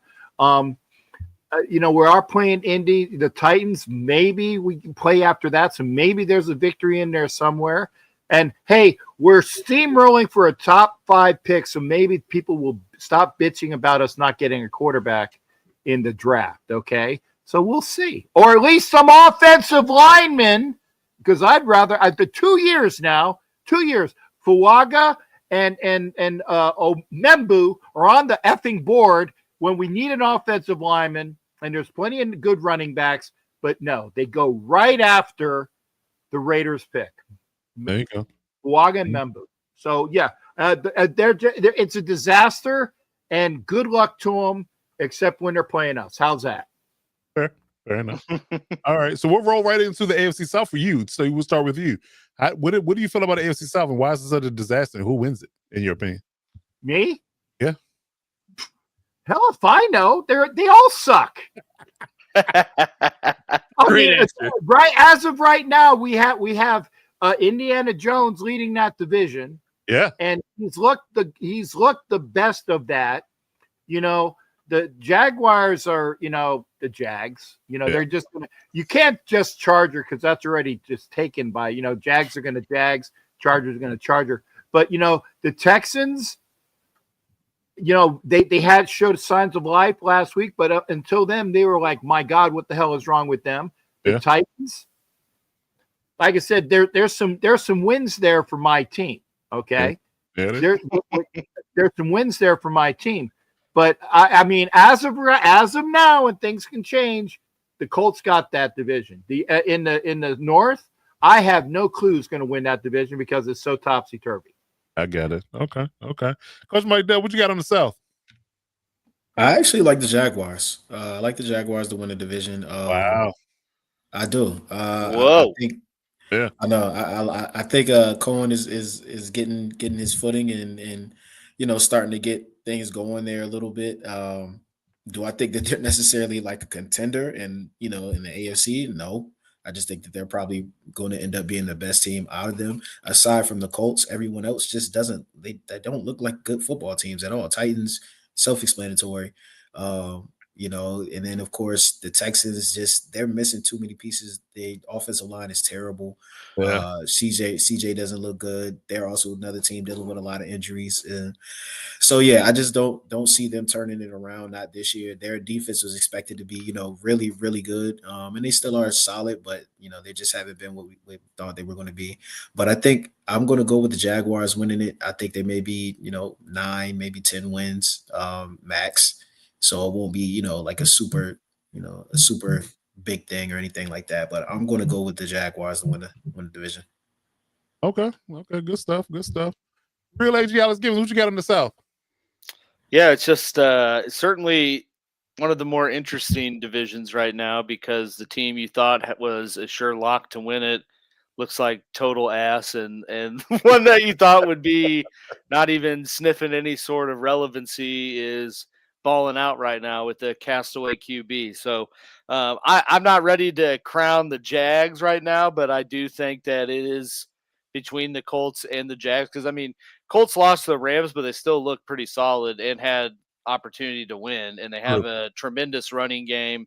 They have they have a pretty solid defense, a great offensive line. So, like, as long as I want to keep saying Danny Dimes, but it's just that's not his persona anymore. As long as Indiana Jones, keeps being. You got to give it to Indiana Jones, man. I'll do the song. Yeah. But as long as he keeps playing the way he is, I mean, they're going to be a tough team to beat. And Jacksonville, I mean, we'll see. I do think Cohen's kind of getting his footing. He's standing 10 toes on business when people talk about him. He's setting that identity with the run game. But I think jury's still out on T-Law and kind of their passing attack and whether they can get that to kind of get them over the hump. But yeah, I don't really see the Texans turning things around in any time soon. I mean, they looked good, but it was the 0-4 Titans. So, right. Let's how much settle stock are you down. really putting into that? Yeah. Let's settle down a little bit on it. Right. Okay. All right, young RG, what you got on the South? Man, I'm gonna go against the grain here. Give me the Titans. No, I'm joking. I'm not. Ain't no way in hell. Nah. That was my hot take at the start of the year. Not looking good. No, I'm gonna stick with a hot take that I came up with after week 2. I'm gonna stick with Danny Dimes. Or sorry, man. Now you got me saying it, Alex. I'm gonna stick it with Indiana Jones. I'm gonna stick with them to win that division. Alex pretty much laid it all out. Dominant run game, dominant O-line, defense that plays well enough to keep them in games.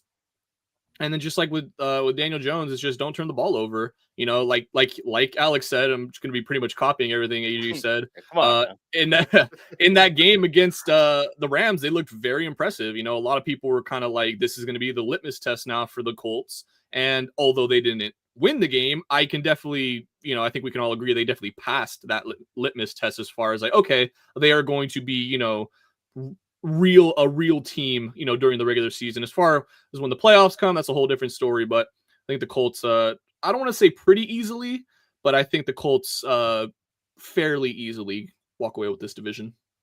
Okay. Well, I'm gonna take a little bit of a hot take because I don't know about y'all, but I'm still waiting on the bottom to fall off for Daniel Jones. I'm just waiting. I mean, yeah. I'm waiting for the shoe to fall. I mean, he played good for the first 4 weeks, to our point. But I think that I'm just waiting for the shoe to fall. I'm waiting for him to revert back to, for that whatever that spell he had, whatever juju or root they put on him to make him play good for 4 weeks. At some point, it's going to run out. Cinderella got to go back, and when the clock strikes midnight, they got to go back and be the regular person. So I wait for that to happen. I think that from a talent perspective, I think that despite the O-line issues, I think the Texans still have a shot to win this division. In my opinion, I think they do. I think maybe this, last game they just played as a turning point to kind of build some confidence and get back to doing things the right way. They got a great defense. They got weapons on the outside. They're getting Christian Kirk back. They may get St. Dale back at some point. And CJ Stroud can, quote unquote, have faith enough to deliver the ball on time. Like he did in his rookie year. then they have the opportunity to potentially get back into the good graces of the division and maybe win it. But I think they have the best shot from a talent perspective, a coaching perspective as well. I don't trust the Jags. Again, I don't trust T-Law. I like what Leon Coleman's doing with the run game, but at some point, somehow, some way, T-Law's gonna have to deliver for you. And can he do it? Like you said, the Titans, according to Cam Warren, are complete ass right now. So they're just, we Right. can't have no faith in them. And I like the coach personnel. I just don't like the quarterback. So we'll see how things go. But I would take the Texans if I had to bet on it at this moment in time. So we'll see. Not until we play them, but we play them late in the year. Damn it, they can get good until we play them. This is my lament for everybody this year. Come on, man. We need after the Raiders game. After the Raiders game, I got you. Win. No, they can play good, and then they can get discombobulated for our game when they're looking for, because it's at the end of the year and it's near Christmas, and they have tidings of Yuletide, whatever the hell that's saying, and then they can go back to winning. Okay. Come on, man. I need some wins here. Fair enough. I understand. But if you want a high draft pick, do you need those wins? The answer is yes. Okay. To all the, if we need a high draft pick, yes. Do we need wins? Yes. There's got to be a happy medium somewhere. Okay. Fair enough. All right. So let's get into our cover forecast. We're going to rapid fire some game picks, and we're going to rapid fire some divisional picks. We're going to do a segment called Way Too Early. We're going to talk about divisional predictions in its entirety. We'll do who will win it. We'll go top to bottom. We'll run through it real quick to see what you guys feel about it this time of the year with the quarter of the games being done. Who's the leader in the clubhouse for each division. So, Coach Mike Dub, give me your leader in the division for the NFC. Run it down for me from top to bottom, east to west. All right, East, I'm going to go Eagles. Okay. Let's see what we got. North. North, I'm going to go Packers. Okay. South, I'm going to go Bucks. Okay. And what's left? West. West, Yep. I am going. This is the hardest one for me. I'm going to go Rams. I like It's close it. between the Seahawks and Rams, but I'm gonna go Rams. I like it. Okay. Yeah. All right, Captain Jack, give me a rundown. Who wins the NFC divisions, top to bottom, east to west? The Eagles. That's stated correctly, by the way. The Eagles. Uh-huh. I got the Rams out west. The North. I still like the Le Campion de Trois Lions. The Trois Lions El Campion. Still, I still like them. And then the South, unfortunately, because of all the crap that's there, the fake Pirates will have that division early. Fair enough. Okay. All right, AJ, give me a rundown. NFC, top to bottom, east to west. Yeah, East. Go with the grain here, I guess, and the Eagles. Just they look too good right now. I got the Packers in the North coming to the top, but that is, I know we talked about it preseason being a competitive division, and it's looking like it so far with their record. Just look at the standings. Bucks have, I think, the South wrapped up, and then I agree with Mike Dubb that the West is the hardest, but I got to give it to the Rams. I like it. Okay. All right, RG, what you got? Man, I feel like I'm just going to be like a broken record here with these predictions. I don't find anything different about it. Yeah, I got nothing wrong really. with that. I got nothing really to add on to that. I mean, going to go with the same answers that AG gave. Rams in the West, Packers in the North, Bucks in the South, and the Eagles in the East. I just think we're a little bit too early right now to kind of see if which team. I think like Eagles are obviously Super Bowl champs. They're showing that they're still in that caliber. Bills, I think Chiefs might be. Ravens also kind of looking at some of the other teams as well. But in the NFC, I think that it's going to be more or less of the same. I think it's the lesser competitive conference between the two. Although maybe with some of these injuries, it'll be a little bit closer this year than we think. Although I will say, though, for one that I will give kind of like a little hint for, I think the Bears are going to kind of come out of nowhere this year and kind of have a sort of like a resurgence following this bye week. I think this bye week for them, normally when you get an early bye week, you're kind of like, damn, right. You kind of want it a little bit more, week 8, 9, that middle point of the season. Unless you're banged up. Or exactly, unless you're banged up. But for where they are, it's a great week to regroup. You're 2-2 after starting 0-2. So you kind of, the morale is a little bit higher in the locker room right now. So although I don't think they'll come all the way up and win that division, definitely be on the lookout because it will be a force, I feel. Okay. Hey, I'm the contrarian. I picked the Lions. You did. So, You did. That's So true. That's true. We didn't have a different take, at least for one person. Yeah, I share the same sentiment. Although I'm with Cap. The Lions could. I mean, I'm not. They still look solid too. I mean, they do. I think the Packers getting that early win on them might be the delineation. But if they had to play that game over again, I think I said this last week. If they had to play the game over again, I think it's a different outcome. So I think that the Lions, only because they lost their first game, might be a one game shy of winning the division. But if the Packers lose a game like they lost in Cleveland, we didn't see coming.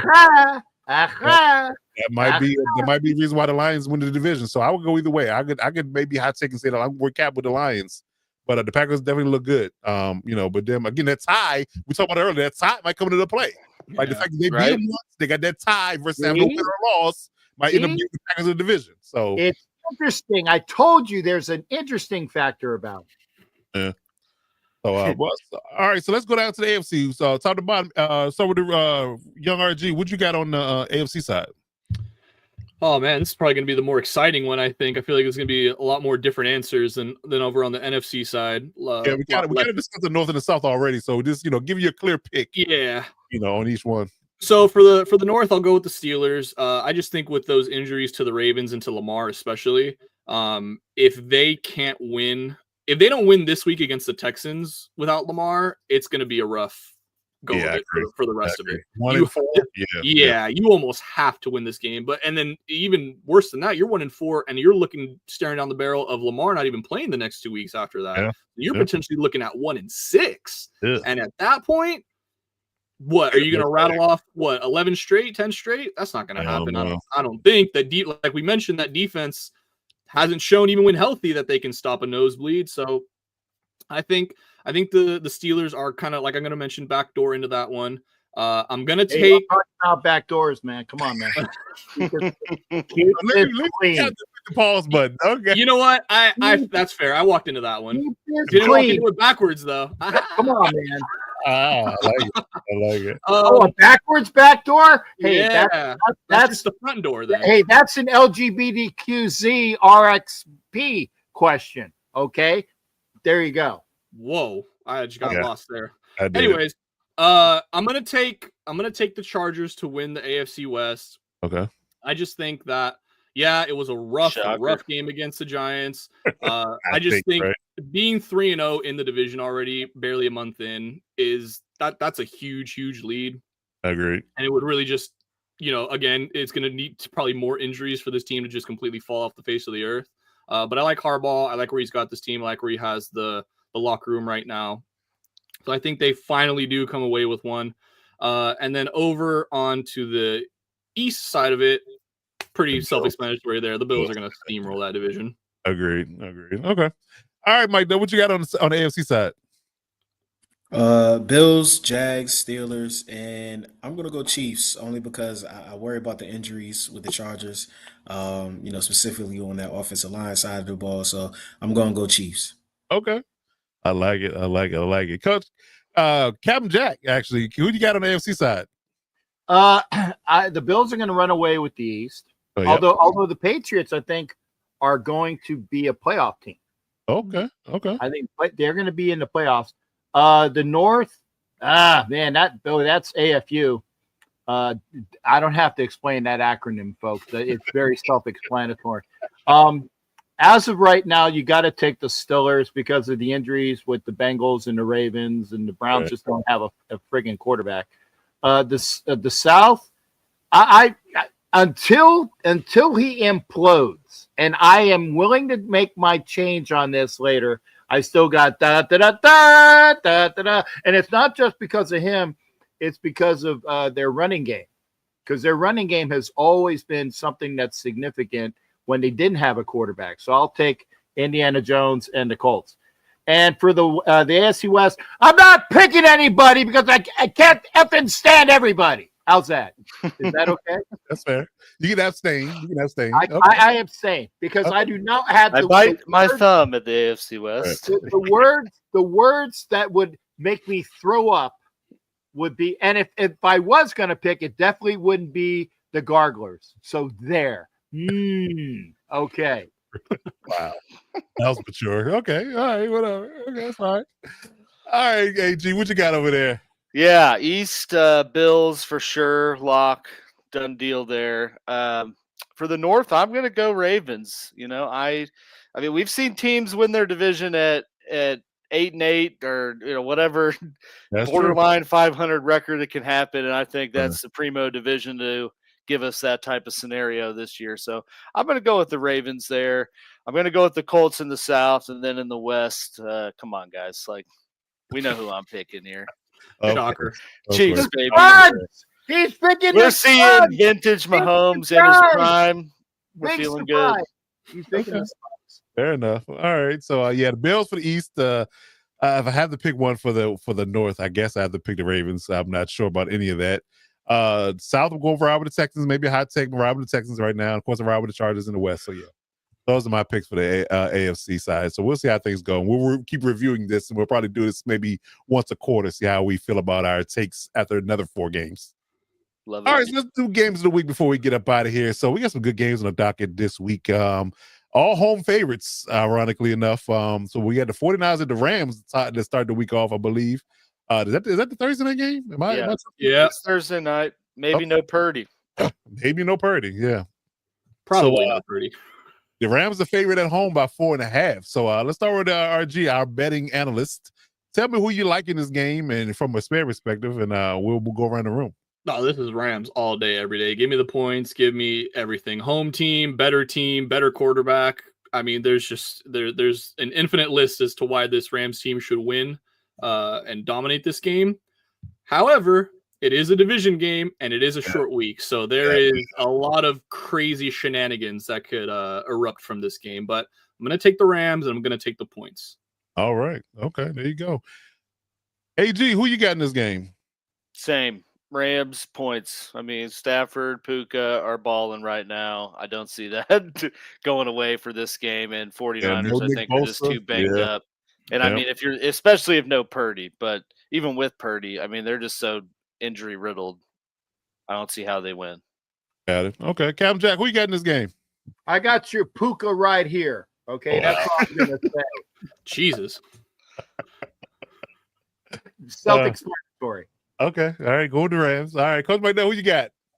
Going with the Rams. I said all along I thought the 49ers had one of those false 3-0 starts. Everybody's talking about them and all that stuff like that. I think they're starting to come back down to earth. I'll take the Rams and the points. I like it. Okay. All right. All right, Broncos. Rams? Yeah, I'm riding the Rams. Yeah.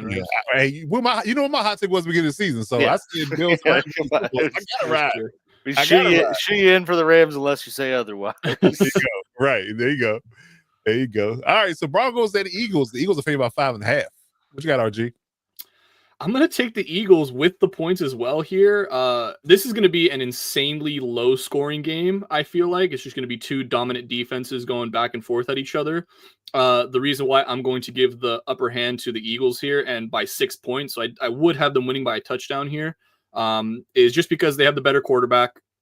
They have the better weapons outside. They have the better O-line. And, if you count the defenses as a push, and you're going to just line up those two offenses against each other, give me the Eagles every day of the week. And they have the tush push, so yeah. They have the tush and push. the fake tush push now. So yeah. Okay, so you got Eagles with 5.5. All right, AG, who you got in this game? Yeah, I agree. I think the Eagles win. I could see it being like a 10-3 win for the Eagles. I mean, it's kind of tough to predict the score because of the defenses, but Broncos offense has really not been all that impressive so far, even coming off of the game against JV Bishop Sycamore Cincinnati Bengals. So but yeah, I Eagles and points for sure. Okay. All right, Captain Jack, what you got? Broncos and Eagles. Oh Lord. Oh man. This isn't for OnlyFans. Get it? No. I'm pushing my tush. Come on, man. It's obvious. Okay, he's pushing his tush. All right. So you got Eagles. Is that what they call it? Yeah. On this show, yeah. Yes. That's fair. That's a fair point. Good point. I like it. All right, Mike, who you got? Eagles and points. Okay. All right. Eagles and points, yeah. I don't like the points. I like the Eagles, but I don't like the points. So if I had to pick, I would say Broncos don't cover, but the Eagles do win. That's my take.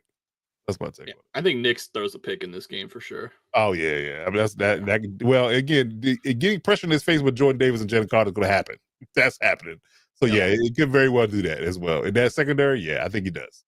And this time, the Eagles guy does not drop the interception that was thrown early. That's about all I saw of that game. Yeah. The game. Yeah. What's that? Cooper DeJean? Yep. Yeah. He gets it this time. Got it. Okay. All right, Buccaneers at Seahawks. Seahawks are favored by 3.5 in Lumen Field. Who you got, RG? Man, I'm gonna go with the Seahawks, man. I hate to be a favorite here, just going 3 straight favorites so far in all home teams. Yeah. But the Bucs are just absolutely decimated by injuries right now. They put up a valiant fight against the Eagles. I got to give them massive credit there. I don't give them too much credit because I thought they were going to win. Everybody else here thought it was going to be an absolute blowout, but they play the Eagles close a lot. I just think that it's, you're down so many injuries. The O-line's dinged up. You're still not going to have Evans back for this one. Egbuka, though, side note, we already talked about him so much. He looks like an absolute stud. He's here to stay. Yeah, he is a dog. Certified dog. But with all that being said, Sam Darnold has looked much more impressive with this Seattle team than I was expecting. So I'm going to go with the Seahawks here. And the points are a little scary. A little bit. But yeah, I would say just Seahawks money line on this one. Okay. All right, AG, who you got? Yeah, I really want to say Bucks, but with the potential of Bucky Irving not playing on top of everything else, it's hard to be confident in that. So I'm going to take the Seahawks. They've had a very explosive looking offense so far. I think they continue that. I kind of echo that the points are a little meh, but I think Seahawks win. Okay. All right, Captain Jack, are you going with the fake Pirates this week, or are you going with Hell no! Hags for sure. And by the way, the Bucks historically do not play well on the West Coast. They generally lose on the West Coast. Oh, good point. Fun fact. Okay, so you're going with the Seahawks. And RG even agrees with me. He knows. He studies this crap. He does. All right, Coach McDowell, what you got? Seahawks, but I take the Bucks to cover. I like it. Okay. I like that. Man, my guy Nick Imawari is supposed to come back this week, so that's add to that already stellar defense. Yeah, and is number 1 in fantasy football scoring. If you fun fact of that as well, Seahawks number 1 in fantasy scoring right now. And how many? Playing him in there, Coach? 5, 6? Without Alex, I only have 3. 9. Only 3. Well, he has 9. Alex so 9. I only have 9. We have 12 between the two. Technically 10 if you count my farm team that I drafted from. And that's not counting your wife who has stuff too. There you go. It's called bonding with my significant other. I got you bonding over a mutual joy. Indeed. All right, so I'm gonna roll with the Seahawks as well. The point's a little scary, like RG said, but I'm gonna roll with them. Like I said, and they don't play well on the West Coast when it comes down to the Buccaneers. So yeah, they got to travel all the way from Point, Florida, to Point, Washington, clear across the country. So yeah, I think that the Buccaneers take an L on this one. So I'm gonna go with the Seahawks. And I think we already know with the 2 sides of this coin this last game. Maybe 3, because I think Mike Dev's gonna ride with his squad as well. So I'm gonna start with AG and Cap on the Commanders and Chargers, and we'll roll from there. You're up, AG. What you got? I'm up. Okay, yeah. Jaden Daniels for sure playing, correct? Don't know. It's not for sure. Not for sure. I think he said that though, right? Like that's.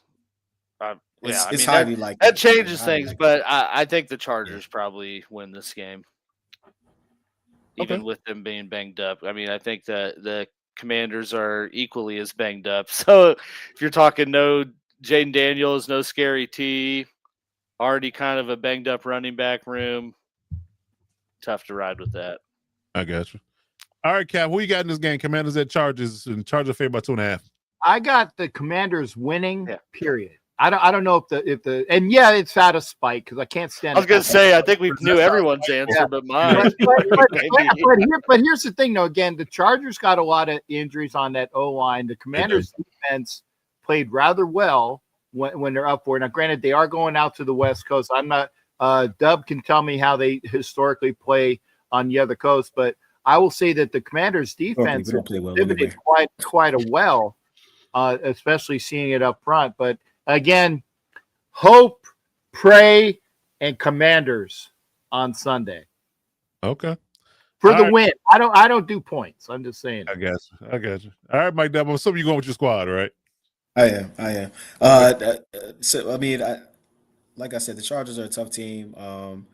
The trenches, the injuries in the trenches. I heard something about Becton. I don't know. Is Becton playing? I'm not sure. He was in concussion protocol last week, so we're hoping that he'll be cleared to Yeah. go for this week. Okay, Kind of similar right. to Jaden, where there's a possible chance, but Yeah, Right. I mean that's what it's really going to come down to the trenches. And I like how Deron Payne is playing this year, like how our front Yeah. four is playing this year. So I think that could be a big difference. So I'm gonna go with the Commanders.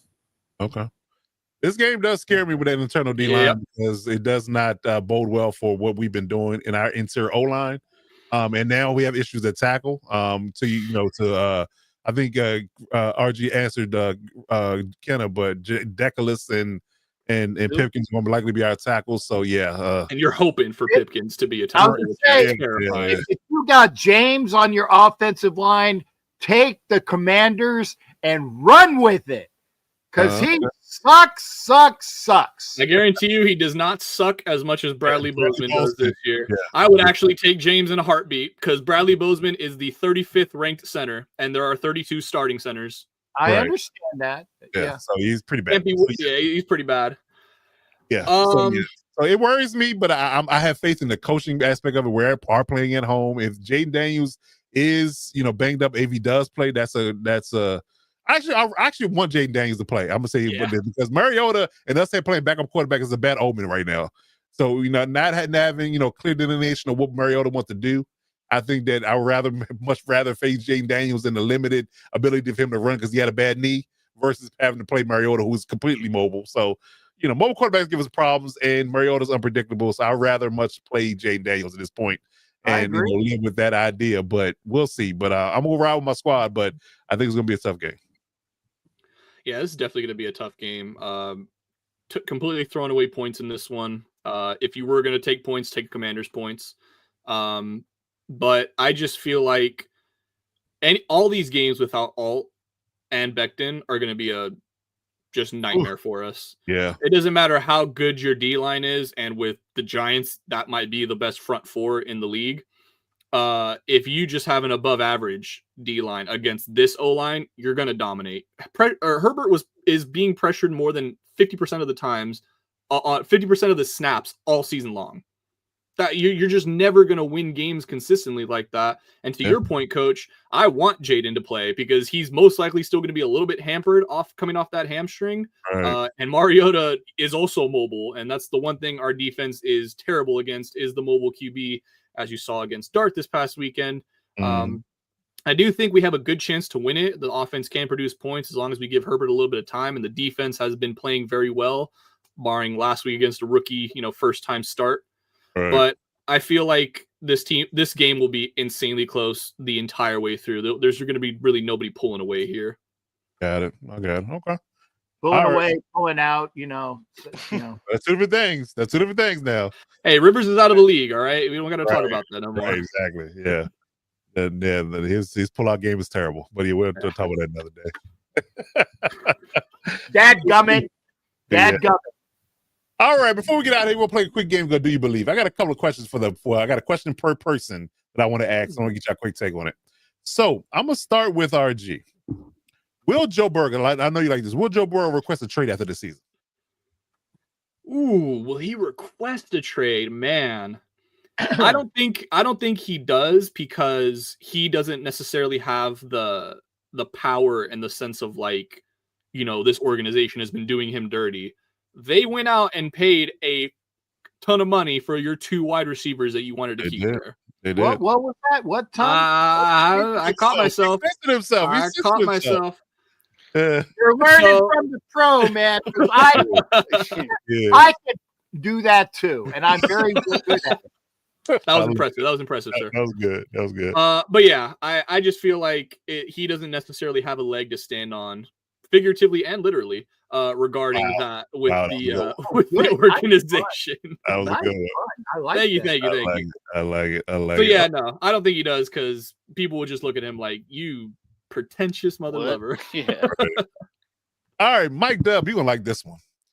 Do you believe that the Eagles are the new Chiefs? And what I mean by that is saying that they are what the 2024 version of the Chiefs was going to the Super Bowl. They're winning close games. They're getting a lot of breaks. They're not dynamically, offensively, blowing people away and things of that nature. Do you think that the Eagles are the carbon copy of what the Chiefs were last year going into the 2025 Super Bowl season? I wouldn't say carbon copy. I still don't. I still don't see a lot of weaknesses with this Eagles team. Not to say that the Chiefs had a lot of weaknesses, but I don't know. I wouldn't say carbon copy. I think they're a little bit better. I think they're a little bit better. Yeah. But So you see I the believe parallel that. what I mean, right? By how them, winning Yeah. close games, getting a lot of Yeah. breaks, Winning. Yeah. Yeah. luck on their Absolutely. side, things of that Yeah. nature. Yeah. The And I passing mean, game, the Eagles isn't great. They passed for like 2 yards in the second half of the Bucks game. So, that They have kind like of -1 yards of offense in the second half or Right, something something like that. ridiculous. Yeah. Yeah. Yeah, exactly. But to me, this is one perspective of looking at it. I think that shows how versatile they are. That they can win in multiple ways. They can win in tough games on defense. It's a positive way of looking at it. Yeah, but that's not what people said last year, man. So I don't understand why I it's a know. different vibe, Yeah, and I said the same thing with the Chiefs. Like I said all along, it's hard to win in this league. People are going to try to take away what you do best. So if you're still able to win games when they take away what you do best, then I think that says more about your team and your culture of just winning games as opposed to being lucky or the football guys being in your favor. So I think I think that they are in that aspect. I do see the parallels. They're a winning team. They're a winning organization. They're going to keep winning. Okay. All right, now I'm dicing between who I want to ask this question to because I think I got two AFC West fans here, but I'm gonna ask Captain Jack. Do you believe that the Broncos are overrated?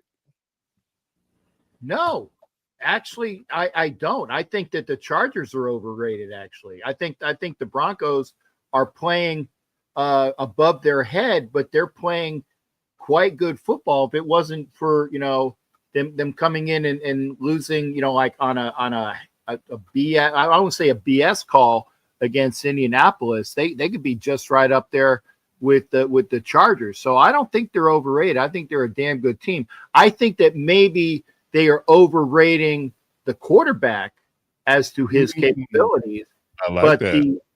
But the team as a whole, no. Sean Payton has done such a good thing for the Denver team, and I did pick them to win the West this year.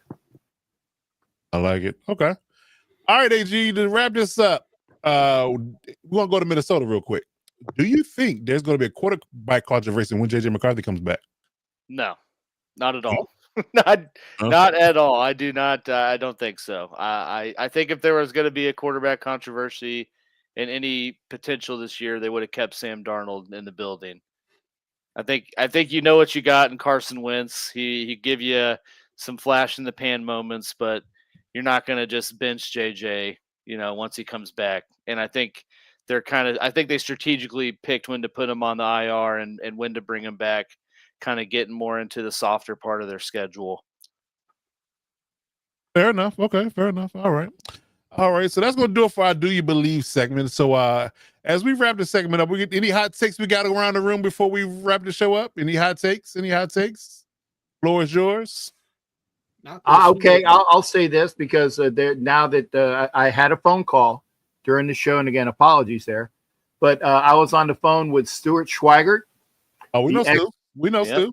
Yeah, the ex-Raider player, and Stuart is going to be, or I should say, I will be with Stuart. Stuart's not with me. I got to get the order correctly. I will be with Stuart Schweigert and Cheeky Okafor. We're going to be hanging out around various events in Indianapolis, and Graphic Raider Docs will be with us as well. So if you're Raider fans going to Indianapolis this next week, and I didn't bounce his name because I didn't. It was nobody's effing business that I was going to be hanging out with Stu, and I didn't want anybody to jump on.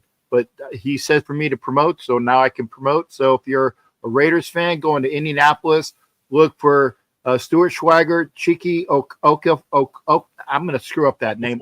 Okafor, yeah. And Graphic Raider, a.k.a. Docs, and myself will be hanging out with events Friday night. We'll be going to watch Purdue on Saturday, but we'll be there for the Saturday night event. So there will, I would never name drop Sharif, not at all, for sure. Yeah, not moi. No. I remember the time that me and Bob Hope went. No, I'm just sorry. Oh Lord. But yeah, thanks again. But yeah, look for it. Hope to see everybody out for the events. And thank you there, Coach, for the. I could do it now. Okay, awesome. I got one. Go ahead. And it's not out of spite or anything like that. Oh Okay, God. let me just preface. It has nothing to do with any of your guys' squads either. Okay. So I don't really need to. Oh God. But Thank God. I think the New England Patriots hand the Bills their first loss on Sunday night. Wow. I take for sure. All right, then. That is spicy. Okay. Do we got anything else? Any other hot takes around the room? Man, I'm trying to look at some of these matchups this upcoming week, and I'm just like not loving anything here really to take an upset over. Nope. Not at all. Yeah, that Bills and the Patriots one is spicy though, and it was a Sunday night game, right? Yeah. Solo game. That's Drake May's playing pretty good. He's only thrown 2 picks on the year, man. That's that's crazy. I would say that Alex's hottest take is his wife. Wait, what? Damn. Because she's a good-looking, beautiful lady with intelligence and all that. So I'm giving compliments. Okay. I'm giving compliments. I'll throw one out here just to dig this knife deeper for this Giants loss we suffered last week. I'll take the Saints to get their first win of the week this week. Oh wow, yes. I think that would just be so Chargers to lose to a rookie Jackson Dart and have him go next week and lose to the winless Saints. Yeah. That's the NFL right there. So yeah. I'll put my ticket into that one. All right, fair enough. Okay, all right then. All right, any more before we get out of here? I give a compliment and I get oh man, he's nasty. I'm like, come on, man. It depends how you interpret it. You know, people take things different ways. Pause if needed. So you know, Alex knows that when I met him and his wife, he's seen Kara. So yes, you have a bird's eye view of what he's working with. I understand. Indeed. And tell her hi. I will. Yep. Okay. I will. All right, so if you're looking for the gang, you're looking for the Hit Squad, here's their socials. Hit them up on their social media platforms. If you need Commander's question for Mike Dub, Chief's question for Alex, or Chargers question for young RG Robert Garcia, hit them up on their socials. If you're looking for the Lockdown Divas Sports Network, NFL Nation Live Crew, forgot about the sliders in between it. NFL Nation Live Crew, they're there. Rough Gurus here on Twitter, Violators on Twitter, Captain Jack Rackman's on YouTube, Twitter, Facebook, and Instagram. So hit him up there. There you go. For any Raiders content or any ref questions or anything of that nature, hit them up. If you're looking for the Lockdown Divas Sports Network, this is our socials all across the platforms. Hit us up. Hit that subscribe button on the YouTube channel. Let the algorithm know we're doing big things out here, trying to grow the channel to higher heights and deeper depths. And if you're looking for any of our subsidiary channels, the Electric Shock Podcast, Wild Chargers content is available there. Electric Shock Pod on all platforms as well. And if you're looking for fantasy football advice, the Lightning Fast Fantasy Football Podcast is there, ready available for you. Lightning Fast FF on every platform. We're getting things going there. Our live show is every Wednesday night, 9 p.m. Eastern Standard Time on our channel. So hit that subscribe button on that channel as well, so you can get that live show and get your fantasy football team right for Week 5. But that's going to do it for us, man. Gentlemen, do you have any parting word before we get up out of here? Yeah. Good luck to everyone's team out there, unless you're a Jaguars fan. Right.